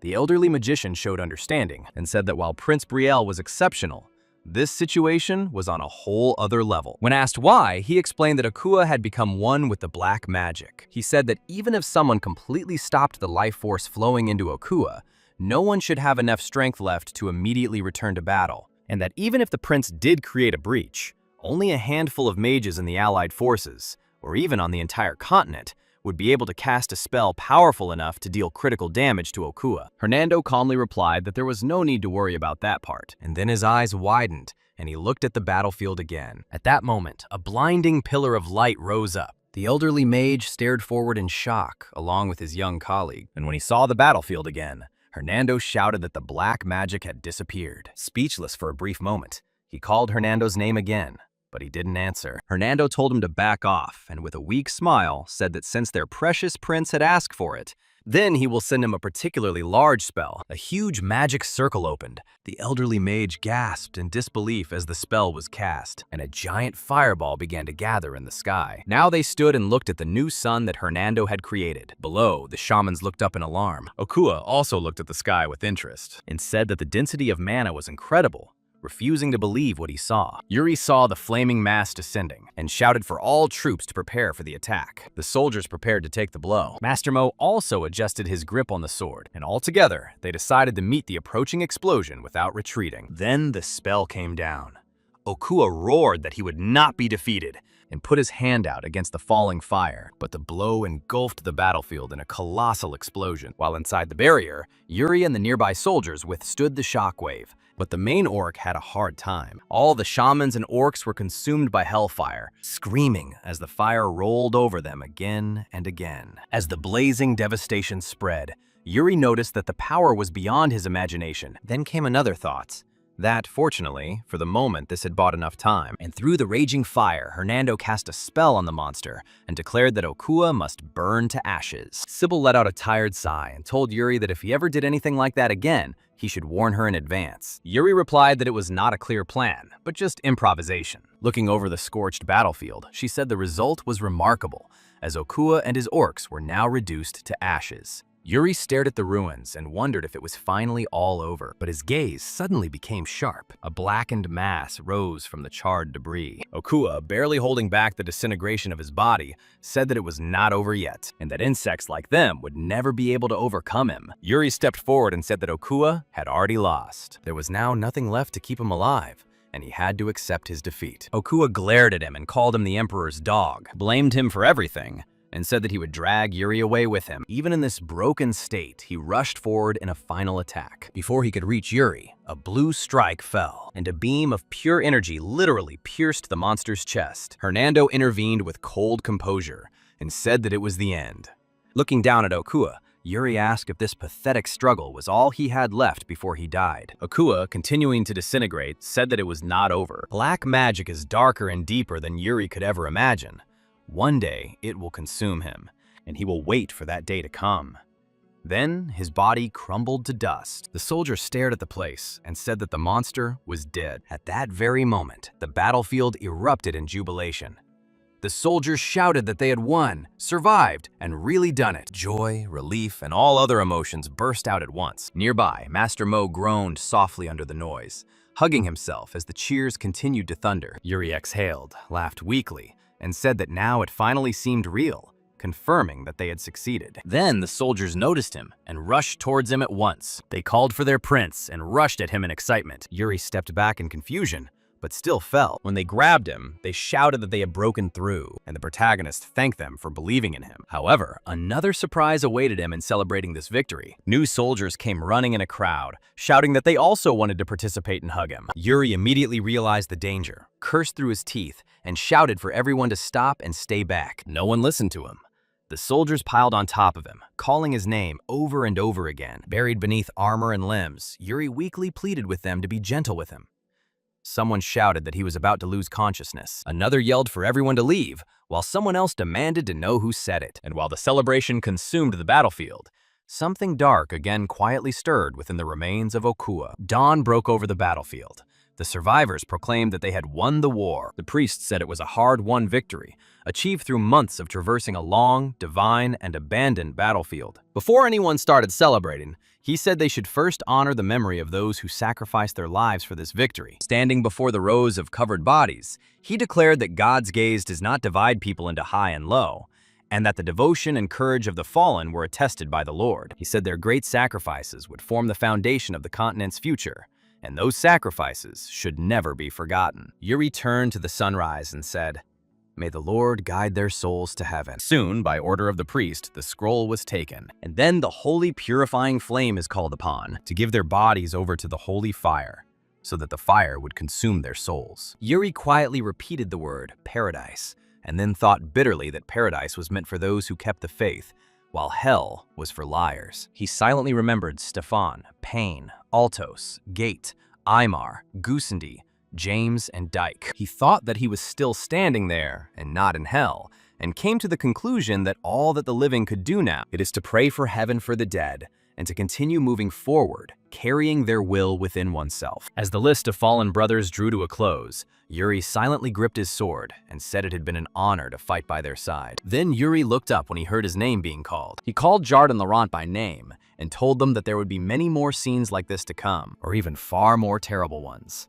He asked if they were still with him after all this horror. Laurent replied that he was ready and placed his hand on his heart. And Jard added that he had no choice and he would not abandon them. Yuri accepted this answer and said that he understood everything, and told them to follow him right in front of a beautiful sunset. A few days later, in Bolshada, Yuri entered a bright hall, filled with music, alcohol, and loud laughter. He walked in with Laurent and Master Mo as the barrels were being opened and the winners were celebrating. Yuri looked around and noticed that it was very noisy. Laurent said everyone seemed completely relaxed. Master Mo said that they had won, and told Yuri not to judge too harshly. Laurent complained that only 3 days had passed and they had buried their comrades only a few days ago. Yuri explained that this is precisely why people needed to immediately switch their attention to something. He said that if they didn't do this, their thoughts would remain filled with their fallen comrades. Laurent was immediately moved and loudly declared that he now understood Yuri's wisdom. While Yuri was mentally thinking that Laurent was only getting worse, all three approached the royal table. Yuri expressed his gratitude to His Highness for the invitation, and he noticed them. Ragnar greeted him warmly and told Yuri to sit down, and also invited Sir Laurent and the head of Mo to take their places. After they had settled in, Ragnar raised his glass and said that everyone had probably guessed why they had been gathered here again. He explained that they were actually there to celebrate, but also for the sake of an important announcement. He said that in recognition of everyone's service in this war, they wanted to invite all the leaders of the Allied forces to an imperial festival. He added that the emperor himself was overseeing this festival and ordered them to take whoever they wanted with them. One of the Allied leaders cautiously inquired whether this festival was what he thought it was. Ragnar smiled and said that was indeed the case. He then revealed that the event would be a fencing tournament. At another table, Sir Gaunt repeated the phrase fencing tournament with a worried expression on his face. Yuri noticed this and asked him what happened. What was wrong with this tournament? Gaunt awkwardly said that Joachim was not renowned for his swordsmanship, and that participating in such a tournament would only disgrace them. Yuri listened to this and thought about it. He remembered that Joachim was a mountainous region dividing the Aloysius Range from the Empire. Because of this terrain, its inhabitants have always specialized in ambushes and guerrilla warfare. All sorts of tricks, bows, long-range combat, that was their forte. At the same time, he learned from Gaunt that the newly expanded troops still lacked proper discipline and were too easily relaxed. Realizing that this situation could be useful, Yuri looked up and said he had an idea. He suggested to Joachim that he send a group of knights to Brielle and said that Brielle would take care of their training. Gaunt stood up in surprise and asked Yuri if he was serious. Yuri calmly confirmed it, explaining that it would strengthen relations and help the two countries' soldiers grow. Deep down, Yuri remembered that when the Empire's serpentine forces had swept across the continent in his past life, Joachim had been their first target. He recalled that all those who were strongest in land battles always had difficulties in the mountains, and came to the conclusion that Joachim could become a powerful ally, capable of helping to contain the Empire. So he ordered Gaunt to send one group first, adding that Brielle would prepare a course for Joachim. Touched, Gaunt called the idea brilliant. Nearby, the red-haired Duchess noticed Yuri, but did not wait for a greeting. Irritated, she complained that he hadn't even seriously intended to say hello to her. Before this annoyance could get any worse, someone suddenly appeared in front of her. It was an excited young knight with a large bouquet. He said he brought it for her and begged her to accept his sincere heart. After a short moment, she looked stunned. But then her expression hardened. In a rage, she ordered him to take those flowers to his damned prince instead of her. The young knight cried out in disbelief as her anger exploded, and later, alone in her room, she sat and combed her hair in front of the mirror and muttered that all this was terribly irritating. Suddenly, someone entered her chambers. Without even turning her head at first, she coldly reminded him that she had already told no one to enter her room without permission. When she realized it was Hernando, she called him by name and asked what was wrong with him. Hernando calmly said that there were too many prying eyes outside and asked her to be understanding. As he spoke, golden light spread throughout the space, and interception magic sealed the room. The Duchess recognized the spell and instantly became more alert. She said she was waiting for someone else and then asked what he was doing there in the middle of the night. Hernando told her to see for herself. He picked up the scroll, shrouded in an ominous red power, and said that he found it on Okua's corpse. The Duchess stared at him and asked what it was. Hernando told her to cast a mind shield first, and then come closer and examine him. She narrowed her eyes and asked what could possibly have made him so worried. Even as she approached, she warned that if there was nothing serious there, she would throw him out. The moment she touched the scroll, the thing exploded with power. Scarlet letters burst out and wrapped around her like living chains. She recoiled in shock as the room filled with unrecognizable symbols and malevolent force. Energy wrapped around her neck, shoulders, chest, and limbs. She said she couldn't move her body. Then the curse pulled her mind into a vision. She saw a crimson world inside the Black Tower, and now she stood motionless and watched it all. The sight alone made her panic, Above it all, a monstrous eye hovered, staring at her from the red darkness. She thought she should have understood everything the moment she saw how worried Hernando was. She began to feel sick, and she admitted that she couldn't look deeper inside it because if she did, the creature would consume her. Even in the midst of this horror, she bitterly complained that she had just taken a bath. Then, irritated by everything that was happening, she raised her hand and created an aegis. A blaze of blue power split the room and cut through the surging curse, giving her enough time to cough and come to her senses. After this collision, Hernando noticed that the object was sealed with multiple layers of mana wall, and yet the energy inside was still trying to escape. The Duchess stared at the sealed red mass on the table, still confused by the curse that had just entangled her body, and demanded to know what it was and why Okua's corpse was carrying such a thing. Hernando, standing next to her with ragged breathing, admitted that he didn't know for sure yet. He explained that he had examined Okua because the dark spell he had used was strange, and while searching the corpse, he had discovered this energy pulsating thing among the other bodies. He then revealed how he had obtained it. He said he had suppressed the power of the energy and had to make a deep thrust to pierce the corpse. The Duchess was shocked and exclaimed that he had used this power without lifting the restriction. Hernando replied that he had done so with the help of the Empire's mages and said it hadn't even been difficult. He quickly added that he wanted her to decipher it using her higher deciphering skill. The Duchess crossed her arms over her chest and thought about it. After a pause, she said she could try, but there was no guarantee of success. She explained that she had never seen these symbols before, and the object itself was too dangerous. As her fingers hovered over the glowing shell, she said that she assumed it was a fragment of some kind of dark spellbook. She remembered that Okua knew how to use it, and her expression changed. She called the thing's appearance too convenient, and Hernando immediately asked what she meant. The Duchess said that dark magic grows stronger through sacrifice, that this item somehow ended up in the hands of the Orc King by a ridiculous coincidence, and that allied troops were also gathered there at that very time. She said it almost looked as if everyone was being used as bait. She added that the battle was won only thanks to Prince Brielle, who cut through the dark magic, and asked what would have happened without him, and whether Hernando had no idea who gave the thing to Okua. She said the mere thought of it made her feel sick, because everything had worked out perfectly, as if according to a written plan. Hernando tensed up and told her to stop there. He said she was crossing a line, and warned her not to dig any deeper. At that moment, a voice came from the door, asking why they had to stop. Yuri stepped over the threshold of the room, and his sudden appearance made both of them turn around. He said he was curious about the Duchess's opinion, and asked if she had hinted that there might be a puppet master behind the war. Hernando immediately warned him that such speculation could lead down dangerous paths, but Yuri ignored this and told the Duchess that he knew her suspicions were based on more than just the timing of the event. He asked if she had any other reasons for thinking that way. For a moment, she just glared at him. Then, instead of answering, she demanded to know why he'd entered the lady's room without permission. Yuri was immediately caught off guard. Returning to the topic, she noted the Empire's strange behavior. Rumors circulated that the Emperor had gone mad and sent the prince to war to get rid of him. An irritated Hernando called out to Mary Rose, and the atmosphere became tense. He said there was insufficient evidence to support such a conclusion, but Yuri supported her conclusion. After thinking it over, he admitted that it did indeed make sense. Gigi said that he and another person were also suspicious of this war. He then turned to the red sphere on the table, placed his palm on it, and said that this dark magic had also been detected. The moment his fingers touched the seal, the barrier reacted violently. A beam of light flashed, and Hernando and the Duchess cried out in alarm that the seal was dangerous. The red shell split open, the page sealed inside flew up, and red-black energy flooded the room. Yuri looked at it without panic, while the cursed force lashed out around him. Everyone shouted to His Highness, but Yuri continued to look up, as if he recognized something. Then the monstrous crimson eye appeared again, hanging over the darkness, as a sign of someone's invisible will. Yuri didn't flinch.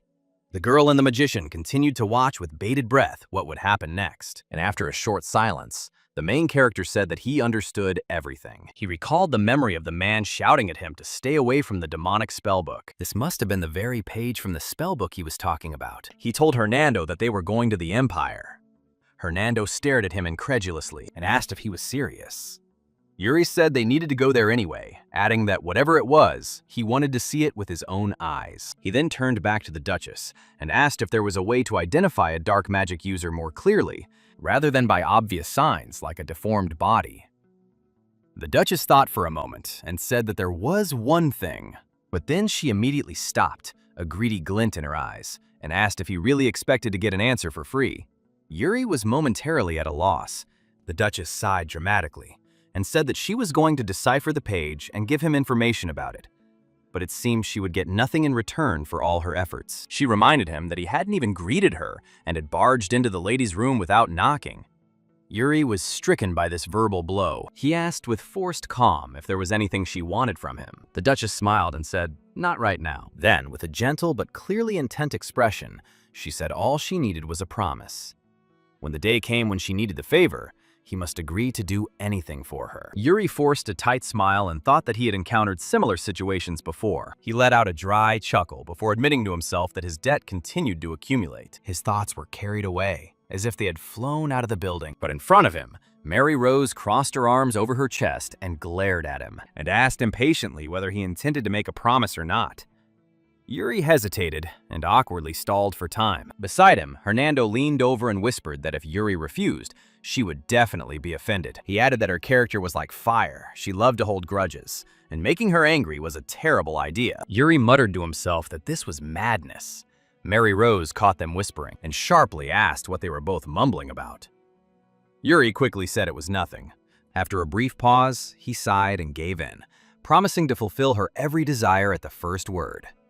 Mary Rose instantly brightened and called it sweet. Now that the promise was over, Yuri said that he wanted an answer to his previous question. He asked if there was a way to recognize a dark magic user through some kind of sign that appears while casting dark spells, or through traces that remain afterward. Mary Rose hummed something under her breath and became thoughtful. A moment later, she said that there was indeed one sign. Dark mages go blind, so anyone who rapidly loses their sight immediately falls under suspicion. Yuri immediately remembered that all orcish spellcasters were blind. Hernando asked Yuri why he was interested in this now, and whether he would really go to the Empire himself. Yuri calmly replied that he had a friend there. The magician was taken aback and repeated the word friend, after which he pointed out that Yuri had never been to the Empire. Yuri said that he met the man on the outskirts of Brielle, and added that he was almost certain that Hernando was also there then. Hernando stared at him incredulously and asked who he was talking about, but Yuri only smiled and said nothing. Elsewhere, in the great Zion Empire, chaos erupted in a dark alley. The two bandits shouted angrily, saying that someone dared to contact them and still thinks he can get out of there alive. In response, a mocking voice said that such a lie might work on the pampered fools of the Empire, but not on him. This was then followed by another statement that from now on the place would no longer belong to them, and to the uncle's usury branch, led by Goriot. And we saw three bastards led by a mustachioed freak. The scene changed. Later, under a bright sky, Yuri and Hernando were driving along the road toward the Empire. Hernando, in disbelief, repeated the name Goriot from Sujongru. Yuri replied that a branch of his business should have opened there by now. Hernando, however, recalled that he had thought the man dead after Yuri had squeezed him out of his money. Yuri said that Goriot might have been a con man, but he was extremely resourceful, and there was no one better than him when it came to gathering information for them. Hernando reluctantly agreed that Yuri was right. As they continued on their way, Hernando suddenly asked Yuri what he planned to do when he returned to Brielle. Yuri turned around with a puzzled sound. Hernando raised his voice, asking why Yuri was pretending to be confused, and reminded him that after the war ended, everyone went home. Then he told Yuri to look back and see two men following them. Yuri looked back. Behind him rode Master Mo and another knight. Hernando said that both of these men were already famous throughout the continent, so he could easily imagine how they would demand a duel with His Majesty the very moment they returned. He expressed concern that His Majesty would destroy the entire castle if he got too excited. Yuri admitted that this was entirely possible. Despite this, he said there was nothing to worry about. He explained that Master Muyongchan still had to train him, and Bernard could stay with Sir Jose. He concluded that everything should be fine as long as they followed orders. At that moment, the soldier pointed forward and called out to Yuri. Yuri looked away and smiled, and told everyone to stop worrying and enjoy their victorious return home. Soon, the Brielle Gate came into view under a shining sky filled with balloons and swirling petals. The gates opened and the city exploded with welcoming cries. As soon as the horsemen entered, voices from the crowd shouted that the valiant hero had returned. People were clapping, waving, and leaning out of windows, and the baskets of hot air balloons overhead to shower the procession with petals. Yuri rode through this celebration. Despite this, he narrowed his eyes at his soldiers and wondered why they were acting so timidly. Then he called Jard by name, Jard responded immediately. Yuri casually ordered him to go and get some flowers from the villagers. Jard froze and hesitated in disbelief, but Yuri immediately slapped him and told him to hurry up. Jard moved aside sheepishly and approached the girl holding a basket of flowers. He called out to her awkwardly, and the young lady answered him timidly. She asked if he could come a little closer. Jard leaned over and asked if it was close enough. Instead of handing him individual flowers, the girl suddenly placed a flower garland around his neck and happily thanked him for protecting them. When she called him Mr. Knight, Gerald turned completely red. Confused and stunned, he said he had only done his knightly duty. Behind him, the other soldiers stared at the scene and then burst into loud banter. They laughed, pointed at him, and shouted that he'd received flowers from the sweetest girl. Burning with shame under the garland, Gerald turned sharply and ordered them to shut up. While Gerald continued to blush, Yuri laughed at this scene. In the midst of this cheerful noise, someone called out to His Highness. At the entrance to the palace, Yuri found Sir Jaime waiting for him. Jaime greeted him informally and congratulated him on his safe return. He said he'd already heard stories about Yuri and the Allied forces. Yuri modestly replied that it was all the result of teamwork. Then Jaime said that he wanted to thank Yuri personally, so he came himself. He said that the orcs were his eternal enemies and bowed his head in gratitude, calling Yuri His Highness. Yuri watched him silently, thinking that he couldn't let this old knight spend the rest of his life chasing peace after taking his revenge. Having named Jaime Theodore, Shield of Brielle, he decided to give the noble defender of the borders a worthy death in real combat. So Yuri told him his work wasn't finished. He said the day he found their true enemies would be the day Jaime would fight his final battle. Then he asked if he was still with him. Jaime immediately replied that of course he would stay. After this, Jaime thanked Yuri for his time and said that it was time for him to go inside. Yuri was informed that His Majesty and the other highnesses were already waiting for him, and he walked on with a slight smile. The official ceremony began shortly thereafter. The king stood before the crowd and said that he usually left such ceremonies to one of his sons, but not this time. He announced that their third prince, who had risked his life on the battlefield, returned with glory as a true winner. The king stood majestically on the platform. Yuri listened and thought that none of this would have been possible without those who were around him. When the king came down to him, he said that Yuri had grown morally and became even taller than before. Then his gaze shifted, and he noticed that Yuri had also brought a strange guest with him. Seeing Master Mo next to Yuri, the prince calmly said that this man would exceed all expectations. He even added that his father might lose to him. The king dismissed this idea and said that Yuri was still too young. Then the king raised his hand and shouted that the heroes who brought victory deserved everything the kingdom had. At his command, bottles began to uncork all around them. A sudden flash washed over Yuri and the crowd with splashes of sparkling wine. Yuri winced in shock as the people around him laughed and cheered. He turned to his father, who was almost dying of laughter, and asked who had planned all of this. The king laughed and said that he couldn't tell him yet. He added that the culprit asked not to be named because he did not want to hear Yuri's anger after he found out everything. The moment Yuri heard this, he realized that there was only one person capable of such a thing. He immediately shouted out brother Joshua's name. Joshua, caught red-handed with the bottle in his hands, let out a terrified cry and took off running. As he ran, he shouted that this was a welcoming ceremony and Yuri should simply enjoy it. Nearby, his maid watched this lively scene. And I thought that just yesterday the prince was a problem child. Watching him grip his brother tightly, she said Yuri now looked stunning. The warm celebration continued around them. Then night fell. In the quiet courtyard, Yuri was suddenly hit on the head with a wooden training sword and screamed. He fell down in pain while Master Mo stood over him, and with complete calm, he said that Yuri was still too weak. Yuri glared at him, and the maid bitterly reproached her master for his lack of composure. Gripping his sword, Yuri reminded him of the agreement to duel, but clearly not on the day of the holiday. Master Mo cut him off and ordered him to be silent. He said that a swordsman must always be ready to draw his blade. Yuri asked what had happened to the duel Master Mo was supposed to have with his father. Master Mo simply replied that it had been rescheduled for tomorrow. He then declared that he would be Yuri's opponent that night, standing to the side with a calm expression. Yuri thought that there was definitely something wrong with this man, but came to the conclusion that Master Mo was probably just bored. Yuri accepted the inevitable and urged them to take the matter seriously. Master Mo grinned and demanded that Yuri demonstrate the internal energy technique. Yuri gripped his sword and allowed an aura to rise around him. Even as he gathered his strength, he grumbled that if Master Mo killed him here, he would go cry to his father. Master Mo replied without a trace of sympathy that he had never taken children as disciples. Then the two of them stood facing each other under the night sky, swords at the ready, and the duel truly began. Master Mo rushed forward first, enveloped in blazing flames, and Yuri rushed forward instead of retreating. Their swords clashed face to face, so close that their faces almost touched as sparks flew between them. Master Mo immediately launched another crushing blow, unleashing a wide arc of fire at Yuri. Yuri braced himself and blocked the blow, while the maid standing at the door winced in shock at how violent the exchange of blows had become. Clearly pleased, Master Mo said that Yuri was not bad, but added that this was clearly not all he had. Yuri, already swirling the white wind around his body and pointing his sword forward with a whirlwind, he replied that of course that was not all. As the storm intensified, Master Mo watched him, and he admitted that this technique was good. Yuri then released the first technique of the Yuri style, the swirling wind sword. A huge spiral of wind erupted forward from him, growing into a roaring whirlwind that filled the entire courtyard. Master Mo's eyes instantly sharpened. He responded with the reverse form of the Scarlet Cloud Clear Sky sword technique. The flames gathered around him in a blazing ring, and then it spun in the opposite direction, spreading through the air and digging into Yuri's stream. And then the main character began to counterattack again.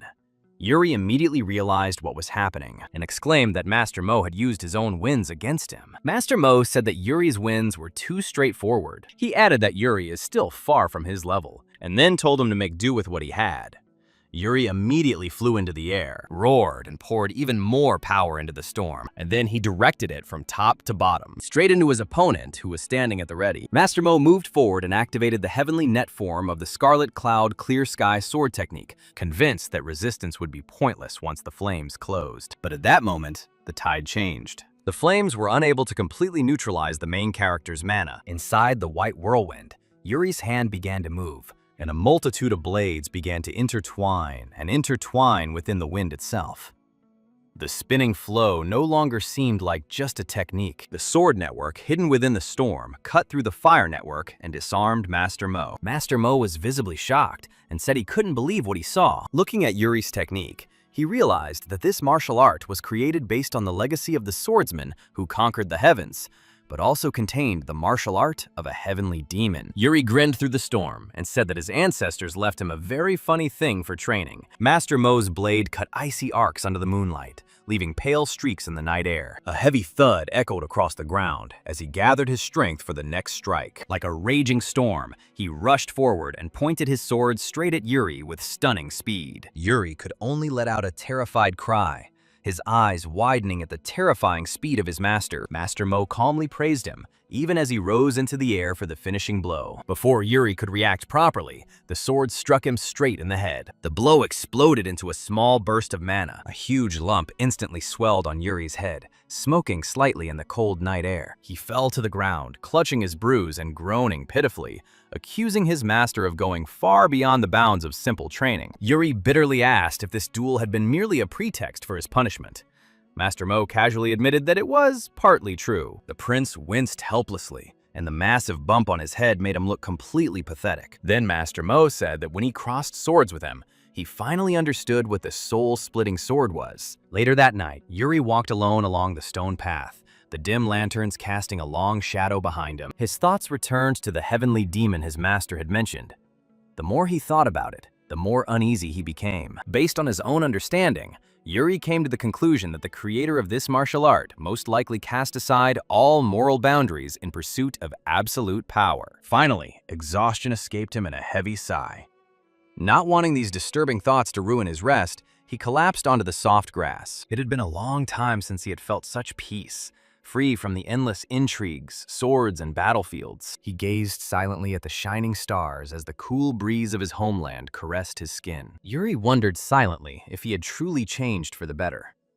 A warm voice suddenly replied that, of course he had. Startled by surprise, Yuri immediately jumped up in alarm and looked at the figure standing nearby. The moment he recognized Cedric's soft smile, relief washed over him. Cedric explained that he was just passing by the garden when he noticed Yuri resting and decided to take a look. Sitting down next to his younger brother, he noticed that the palace had recently been filled with laudatory speeches about Yuri's achievements. Embarrassed by the praise, Yuri awkwardly scratched the back of his head and gave a shy smile. Cedric burst out laughing and teased that he could hardly recognize in this hard-working young man the troublesome younger brother he once knew. He gently ruffled Yuri's hair with his warm hand. Cedric said proudly that Yuri worked incredibly hard and that he truly admired him. Yuri closed his eyes silently. enjoying the rare comfort of brotherly affection as a strange lightness spread through his chest. Yuri casually asked how things had been going in his absence. Cedric replied that he was still doing just as usual, but Joshua was trying his hand at something new. Yuri immediately looked worried and asked if Joshua had done anything stupid again. Cedric laughed quietly and explained that Joshua was different. On the contrary, he has recently become unusually diligent,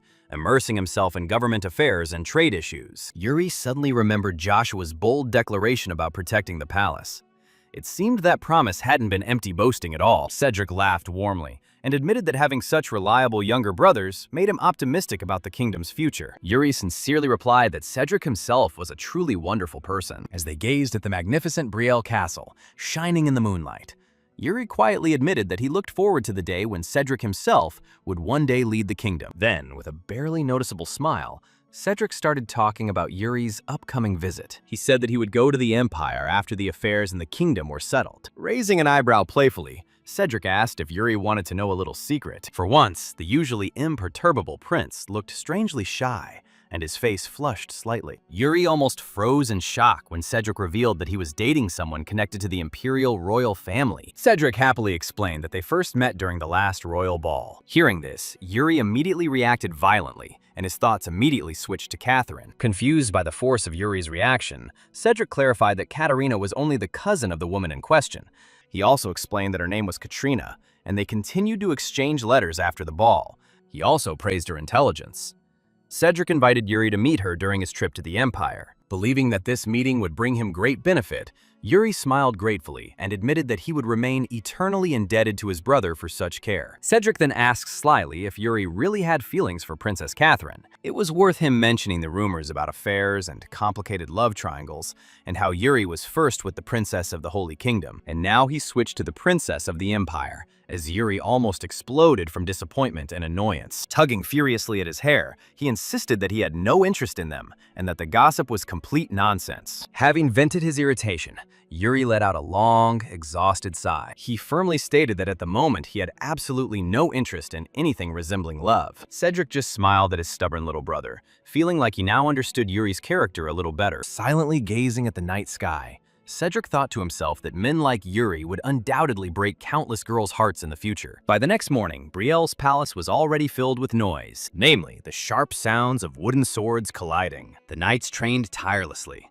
and every blow carried with it fierce precision and unwavering determination. Dry blows echoed every now and then as the blades clashed. Yuri fell to the ground and immediately began to devour a huge piece of meat, not caring at all about royal etiquette. Standing next to him, Jard looked completely stunned that the prince still retained the rough eating habits he had developed on the battlefield. Chewing noisily, Yuri casually asked the knight about his current assignment.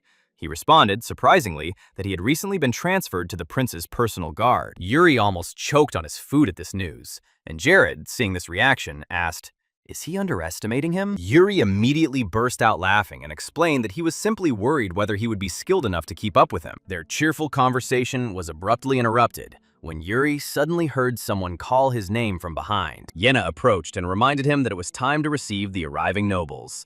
Yuri immediately groaned in frustration. When the prince tried to slip away, the girl desperately begged him to at least look at the guest list this time. Yuri reluctantly took the folded parchment, planning only to skim through it. However, the moment he opened it, his gaze suddenly caught a familiar name, and his expression instantly changed. Yuri immediately rose to his feet and ordered Ina to begin preparations, because he had changed his mind. A barely perceptible knowing smile appeared on his lips after he discovered that one of the allied soldiers was among the arriving guests.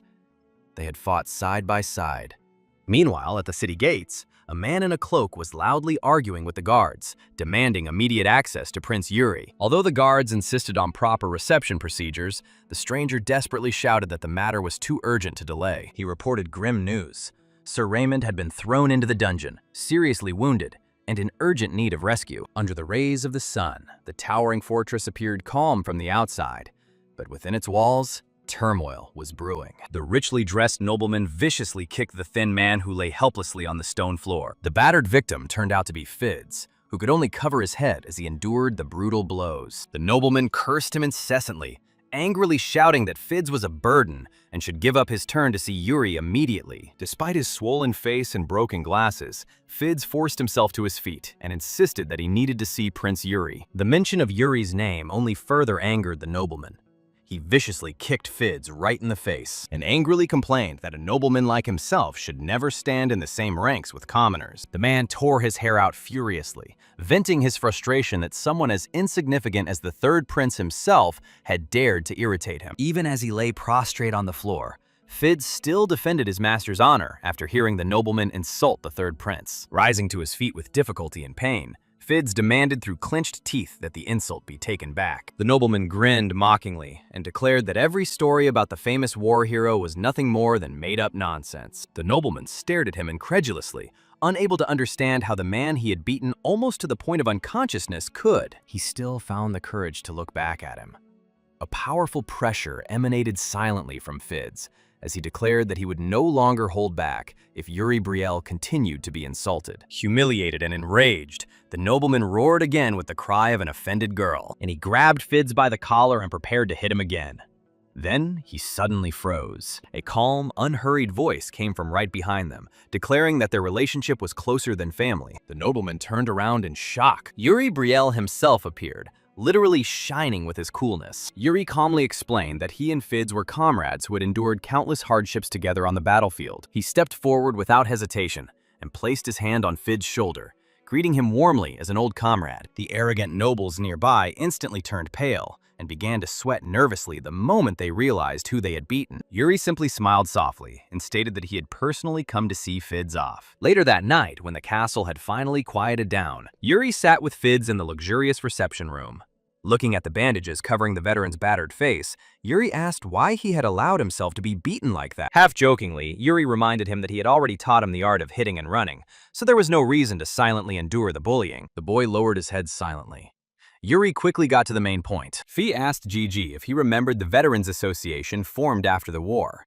Yuri said of course he did, since he founded it. Fids explained that thanks to Yuri's compensation fund, many soldiers' families now suffered much less than before. However, his expression darkened as he revealed a serious problem. Local lords began to profit from the situation by taxing the compensation money itself. Yuri was frozen in disbelief when he learned that more than half of the aid intended for needy families was simply stolen. He quietly explained that these funds came from his own personal fortune, secretly donated through the Elaine Merchant Guild. For political reasons, Yuri could not publicly reveal that the third prince possessed such enormous wealth. He quickly realized that the nobles were abusing this secrecy as an excuse for illegal taxation. After listening carefully, Yuri nodded slowly and decided that this matter would be settled before his departure to the Empire. Fids hesitated before adding that there was another serious problem associated with the region suffering from the worst exploitation. He explained that oppression there had reached incredible levels, and that Sir Raymond had been arrested after attempting to protest directly to the managing lord.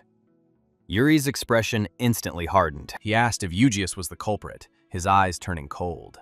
Fils was surprised he knew this kingdom. He said that he had quite a few memories associated with this lord. In Yuri's past life, Jernar Jatari was a treacherous scoundrel who willingly fawned over the empire for his own gain. It looks like you'll have to meet that bastard again after a long time. After some time, Yuri looked towards the castle gates, deciding that one more purge was necessary before leaving for the empire. Aina asked anxiously if he really needed to leave in such a hurry, especially when he had just returned. Yuri nodded firmly and explained that such issues needed to be resolved as quickly as possible. Ina looked at him with concern.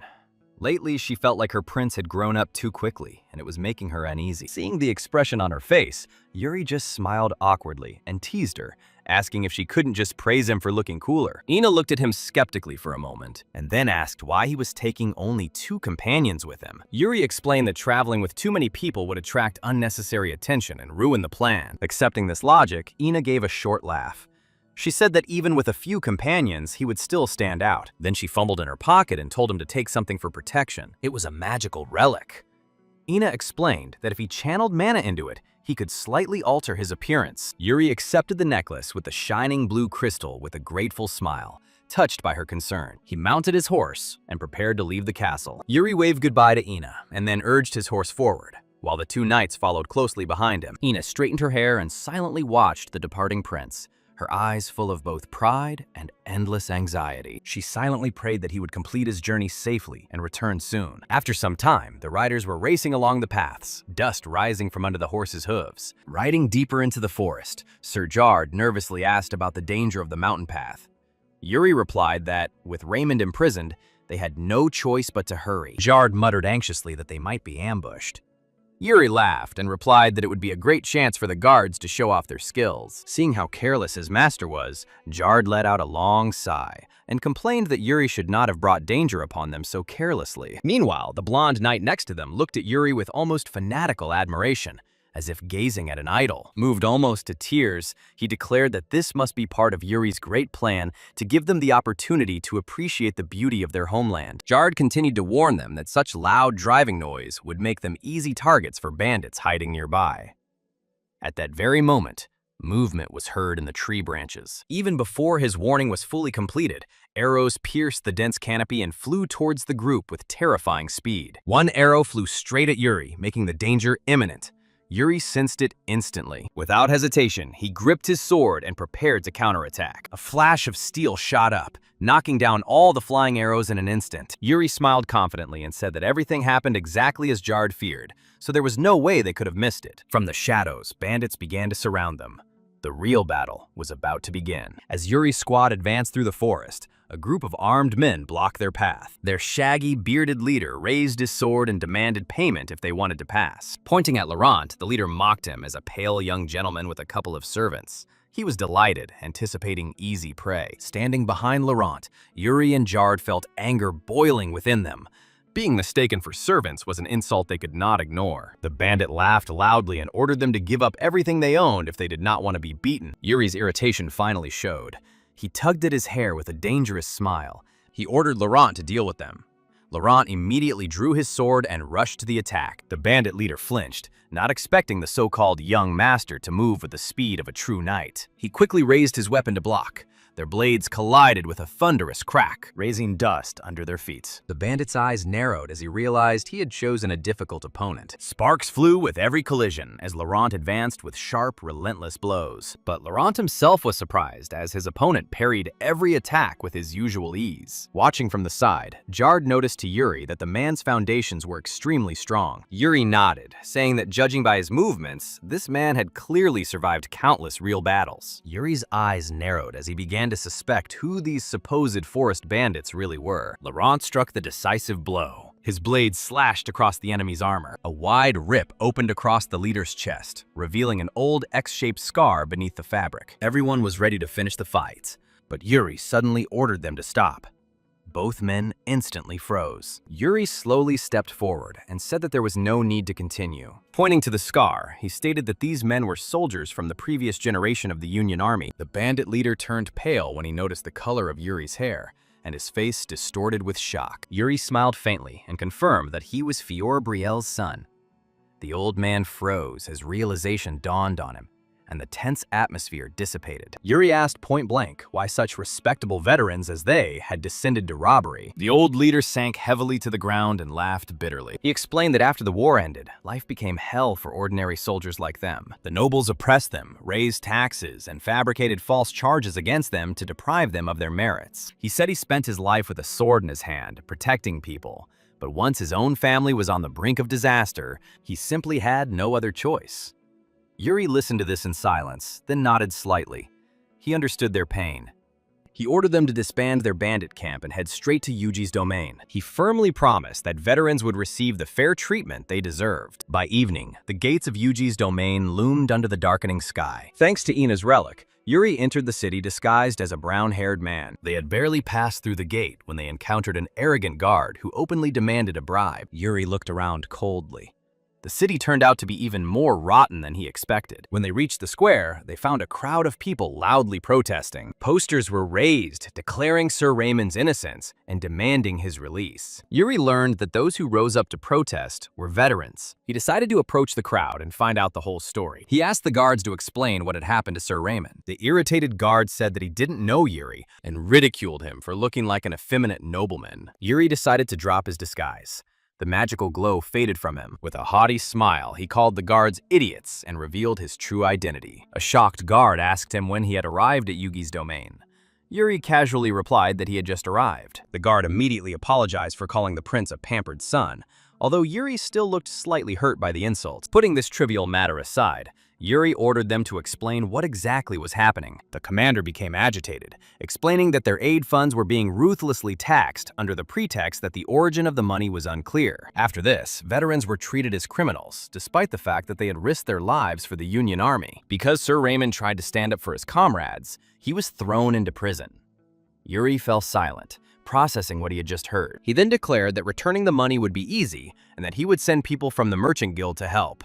The soldiers were deeply grateful. Yet Yuri could not understand why Lord Gennard would go so far as to make veterans suffer. Laurent, who was standing next to him, also sensed something was wrong and volunteered to conduct an investigation personally. Yuri stopped him with a smile and said that Laurent had no need to interfere, as he already had a plan. He told Laurent and Jarre to stay put and protect the people while he attended to other important matters. Yuri confidently said that he knew exactly who was best suited for this investigation. Then he walked through the streets alone, seeing poor townspeople begging everywhere. His target was a magnificent tower known as the Crystal Pavilion, or Sujongru. As he entered, Yuri raised his hand in an extremely familiar greeting, as if he had returned to a place he knew well. The Crystal Pavilion branch manager was stunned to see the prince suddenly appear in Yuji. Yuri got straight to the point and said he wanted to know the truth behind Lord Gennard's actions. He felt that Gennard's arrogance was about more than just money. The branch manager thought carefully, and then remembered a suspicious incident that had happened recently. He explained that one of the Lord's trusted aides had secretly brought the guests into the pavilion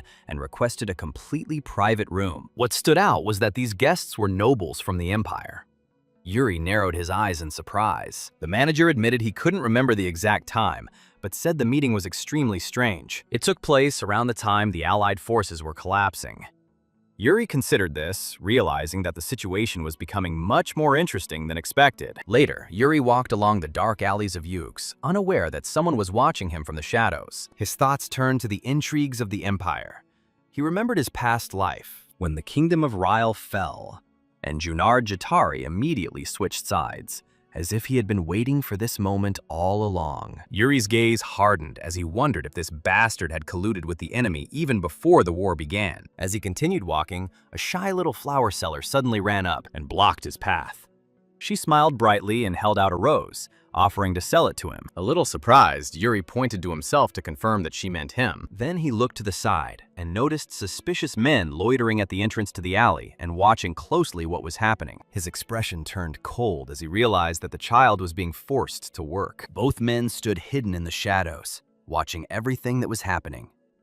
Yuri felt disgust for people who exploited everyone for personal gain. He realized that Ujis was much worse than he had imagined. Suppressing his anger, Yuri smiled softly at the girl and decided to buy a flower. He handed her the coin, and the child stared at his palm in surprise. She realized uncomfortably that he had paid much more than was required, and then quickly thanked him for his generosity. Taking this opportunity, Yuri asked if she knew anything about Sir Raymond. From her, he learned that Raymond was to be brought to public trial simply because the Lord hated him. Clutching the basket tightly, the girl insisted that the knight was an extremely kind man. As tears welled up in her eyes, she explained that Raymond had once given her starving brothers and sisters a piece of bread when they were suffering terribly. Yuri gently placed his hand on the girl's head to comfort her. He assured her that everything would be fine and told her to go home early to her brother. Yuri watched the little flower seller run off into the distance and then was left alone on the silent street. Anger burned in his eyes as he mentally vowed that this time he would completely crush Junard Jatari. The next day, the execution square was packed with people.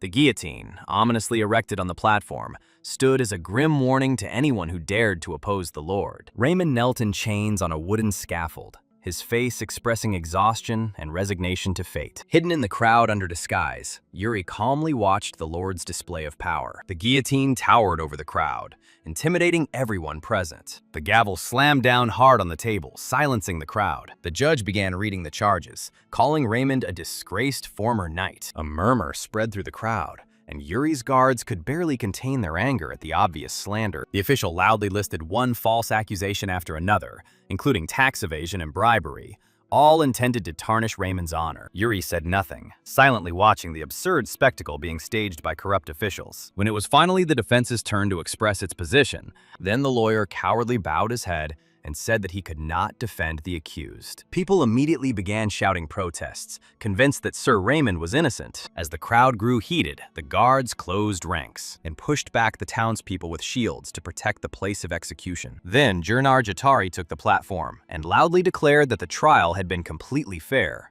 He invited anyone who disagreed to speak. The ordinary townspeople exchanged frightened glances.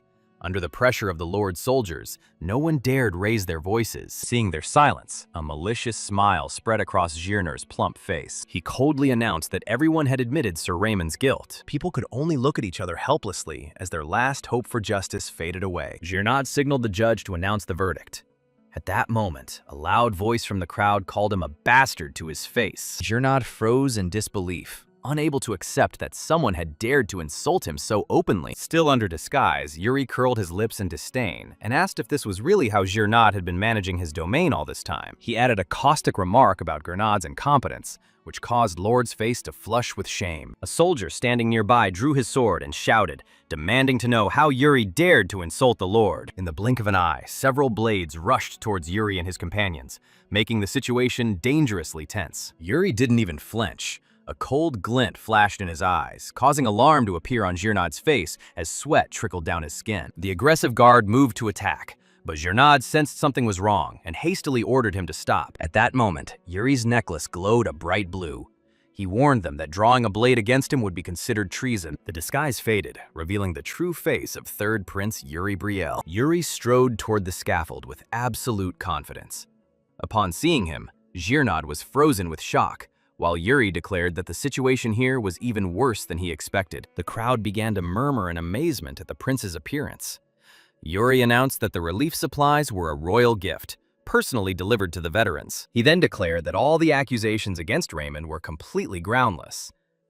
Raymond slowly raised his head and looked at Yuri with eyes full of newfound hope. Girnad fell to the ground in horror, staring at Yuri as if a demon appeared before him. Yuri growled that Girnad should stop torturing innocent people and vomit out every coin of the money he had embezzled from his fat belly. That night, after the chaos in the square had finally died down, a quiet calm returned to the estate. Yuri exhaled quietly, finally having the opportunity to sit down and rest. The blonde knight next to him praised the prince for everything he had done that day. He reported that Sir Raymond was receiving intensive medical care, and although he had been in captivity for a long time, his life was no longer in danger. The knight then asked what they would do next, as the matter would clearly not end there. Yuri nodded and suggested that Girnad was probably trying his best to erase any traces of his embezzlement. He said he intended to appoint Raymond as head of the Veterans Association because Raymond understood the suffering of veterans better than anyone else and had the compassion to lead them. As for old Girnad, Yuri revealed that he had already sent a master to deal with him. At that very moment, inside the Lord's castle,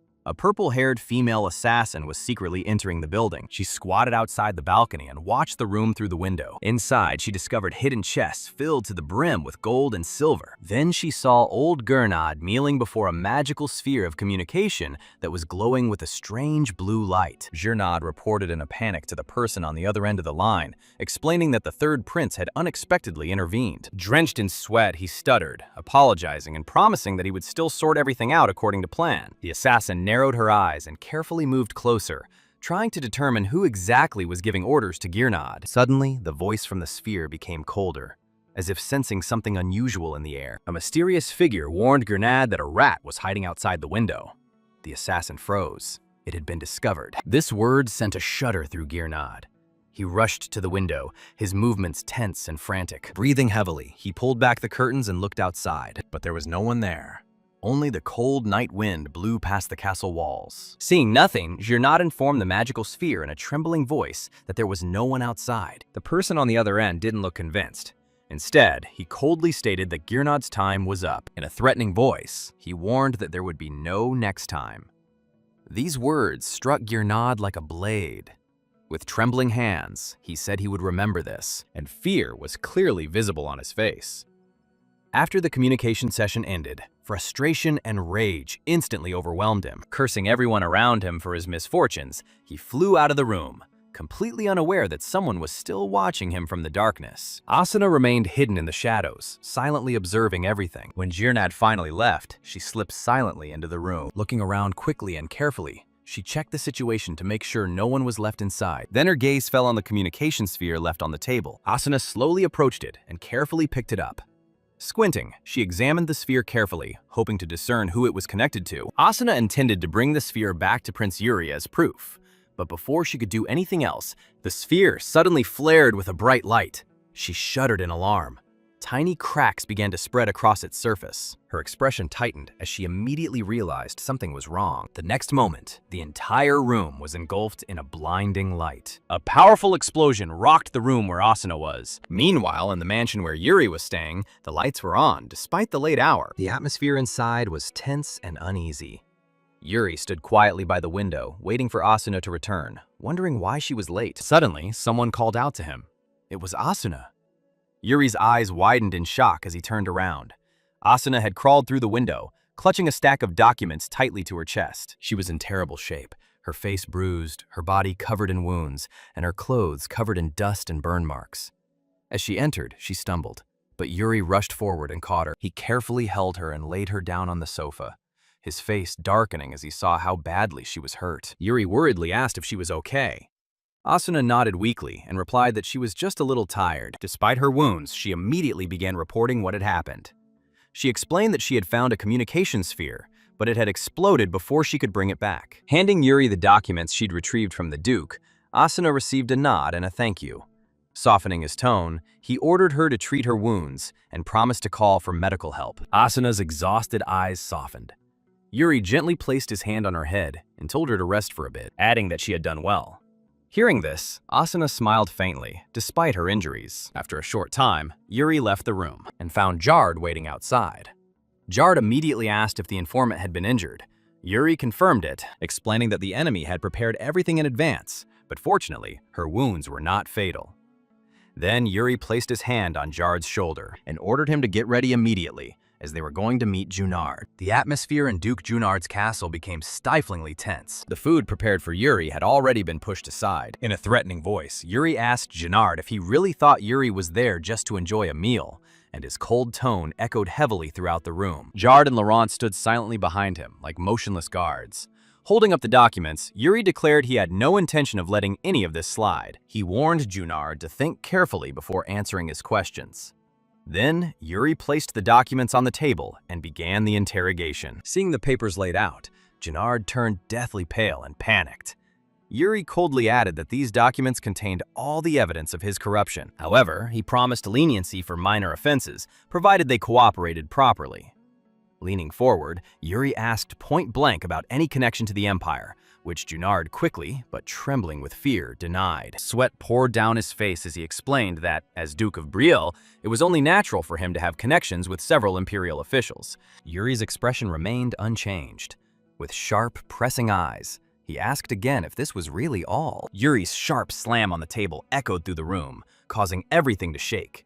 He cut Junard off sternly, noting that he hadn't come here for excuses. Then he released his aura. A crushing pressure filled the room, making the very air feel heavy.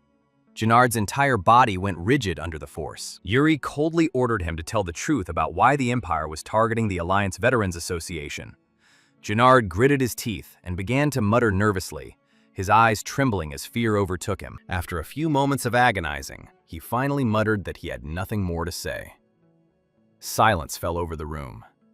Yuri stared at him in silence. He then slowly gathered up the scattered documents and asked if Junard really intended to behave in this manner. He said Junard must have taken the law's observance as a joke. Yuri added that once Junard was thrown into Brielle's underground prison, the luxurious life he enjoyed would become nothing more than a distant memory. Even hearing this, Junard remained silent. Yuri smiled faintly and calmly stated that the choice had been made, but they would get to the bottom of the truth, no matter what. Turning to leave, Yuri declared that he would personally go to the Empire and get to the bottom of the truth. Junard remained standing, frozen in shock. Before closing the door, Yuri left a final warning. He told Junard not to make any futile attempts and to remain still. In the hallway, Jard and Laurent silently followed Yuri. After walking a short distance, Jard asked if he was letting Junard go so easily, to which Yuri calmly replied in the affirmative. Laurent noted grimly that, given the Duke's countless crimes, he could not be released, even if someone truly powerful stood behind him. Understanding their doubts, Yuri asked what would happen to Yugi's if he punished Junard right now. Laurent fell silent, unable to answer. Yuri explained that someone would still have to manage Yugis while they were gone. Even so, it wasn't as if they hadn't learned anything from the situation. Laurent looked shocked. Yuri continued seriously, saying that the fact that Gennard was afraid of someone even more than imprisonment, proving the presence of a larger-than-life figure supporting him from the shadows, Jard and Laurent finally understood Yuri's plan. Yuri smiled ominously and urged them not to worry about managing Yugis, planning to significantly expand the role of the Alliance Veterans Association. The Alliance Veterans Association was subsequently entrusted to Sir Raymond, along with the responsibility of keeping an eye on Junard. They were also made responsible for the reintegration and well-being of veterans throughout the region. Thanks to these reforms, the people of Yugis gradually regained the ability to live like normal people again. Stability slowly returned to the city after a long period of suffering. Romer also eventually joined the Alliance Veterans Association. There, he reunited with his old comrades and began to return to normal life, finally leaving his days as a bandit behind. Meanwhile, Yuri, Jard, and Laurent left Yugas as soon as the situation calmed down. Jard was surprised that Romer was Raymond's comrade, but Yuri noted his skills. Jard admitted that without the aura, he wouldn't have considered him a knight. Yuri pointed out that Romer had a massive scar on his chest, meaning his core had likely been damaged during the war. Laurent immediately praised Romer, and then added that Yuri, as expected, was remarkable for having noticed all this in such a short time. Ignoring the admiration, Yuri urged them to return quickly for preparations, now that the association's affairs had been settled.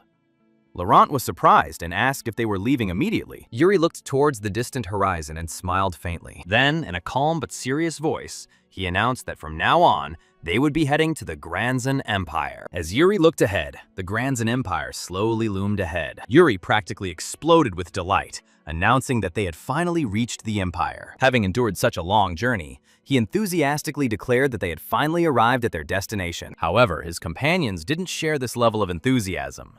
Jard moaned that the trip had been too long and insisted he never wanted to experience anything like it again. Freund, on the other hand, looked thrilled with joy.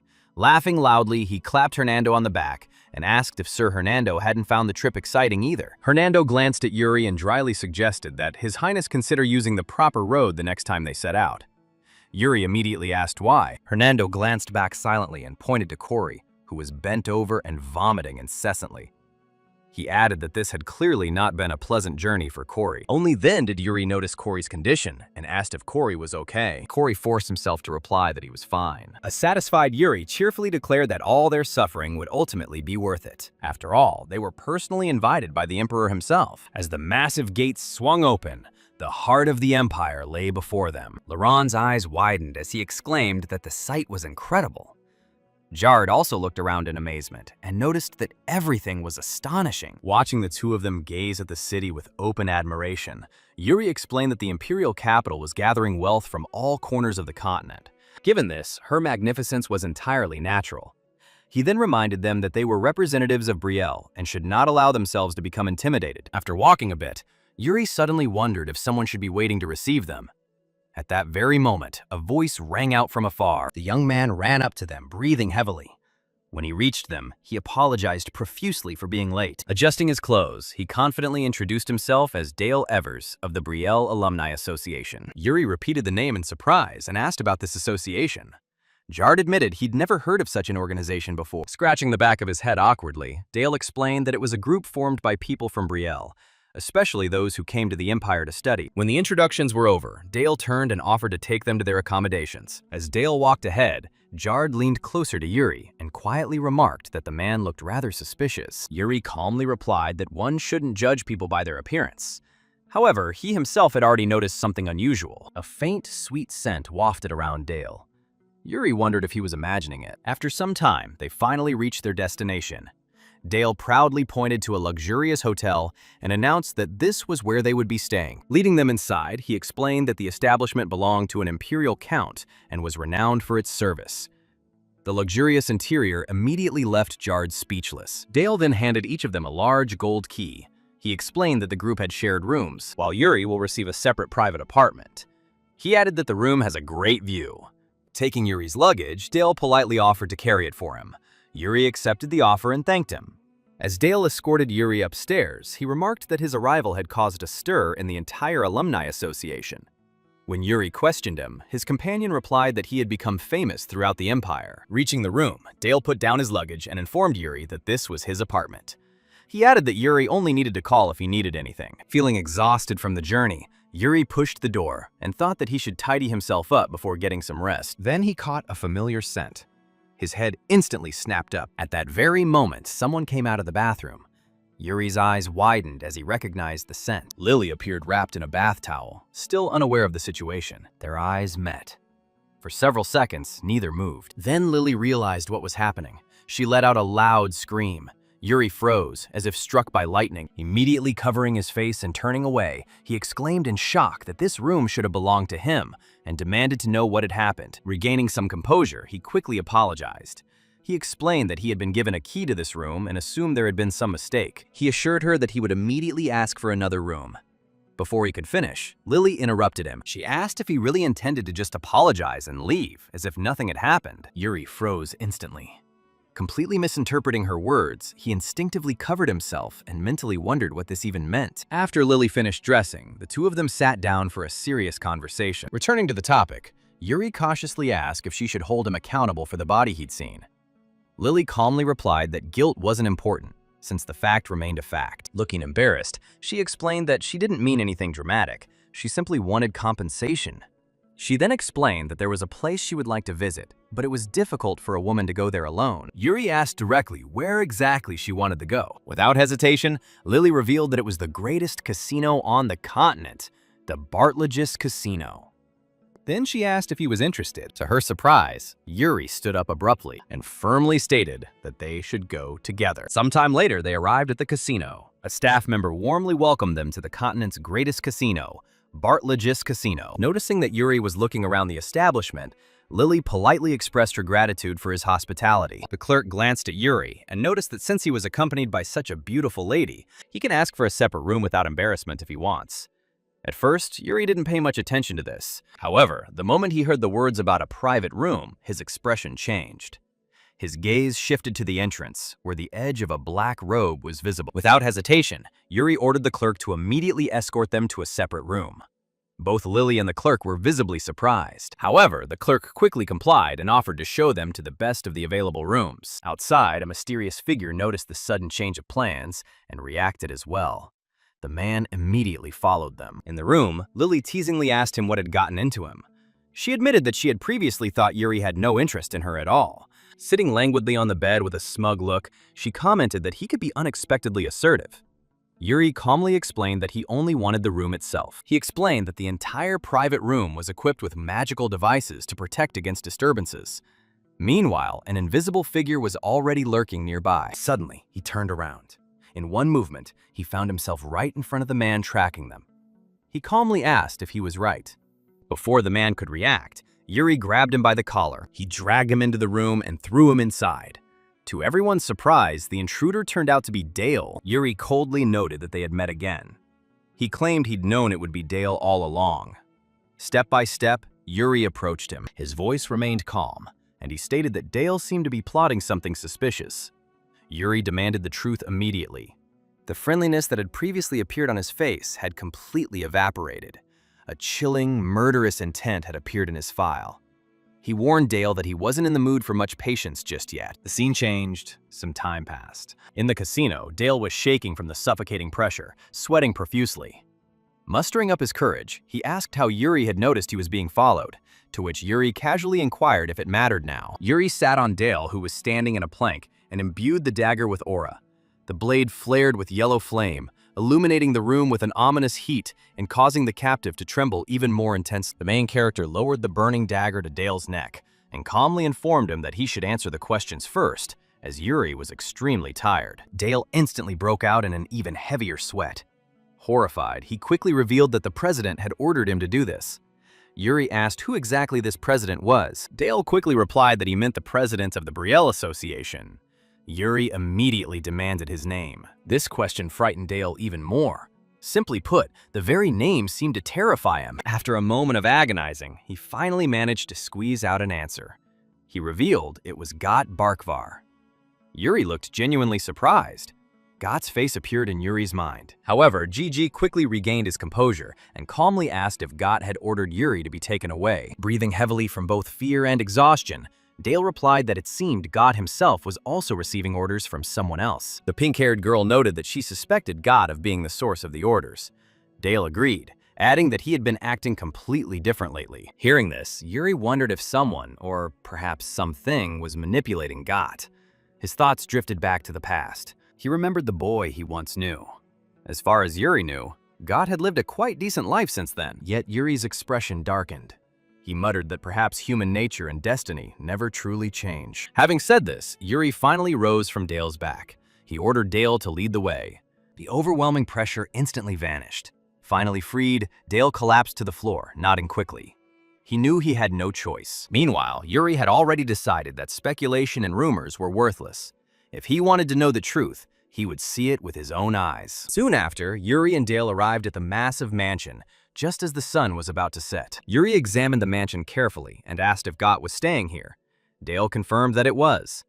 The moment Yuri focused his gaze on the estate, a feeling of unease overcame him. Something was wrong. A strange energy hovered around the mansion. It floated through the air like an invisible veil, enveloping the entire property, as if protecting it from the outside world. Yuri's expression instantly hardened.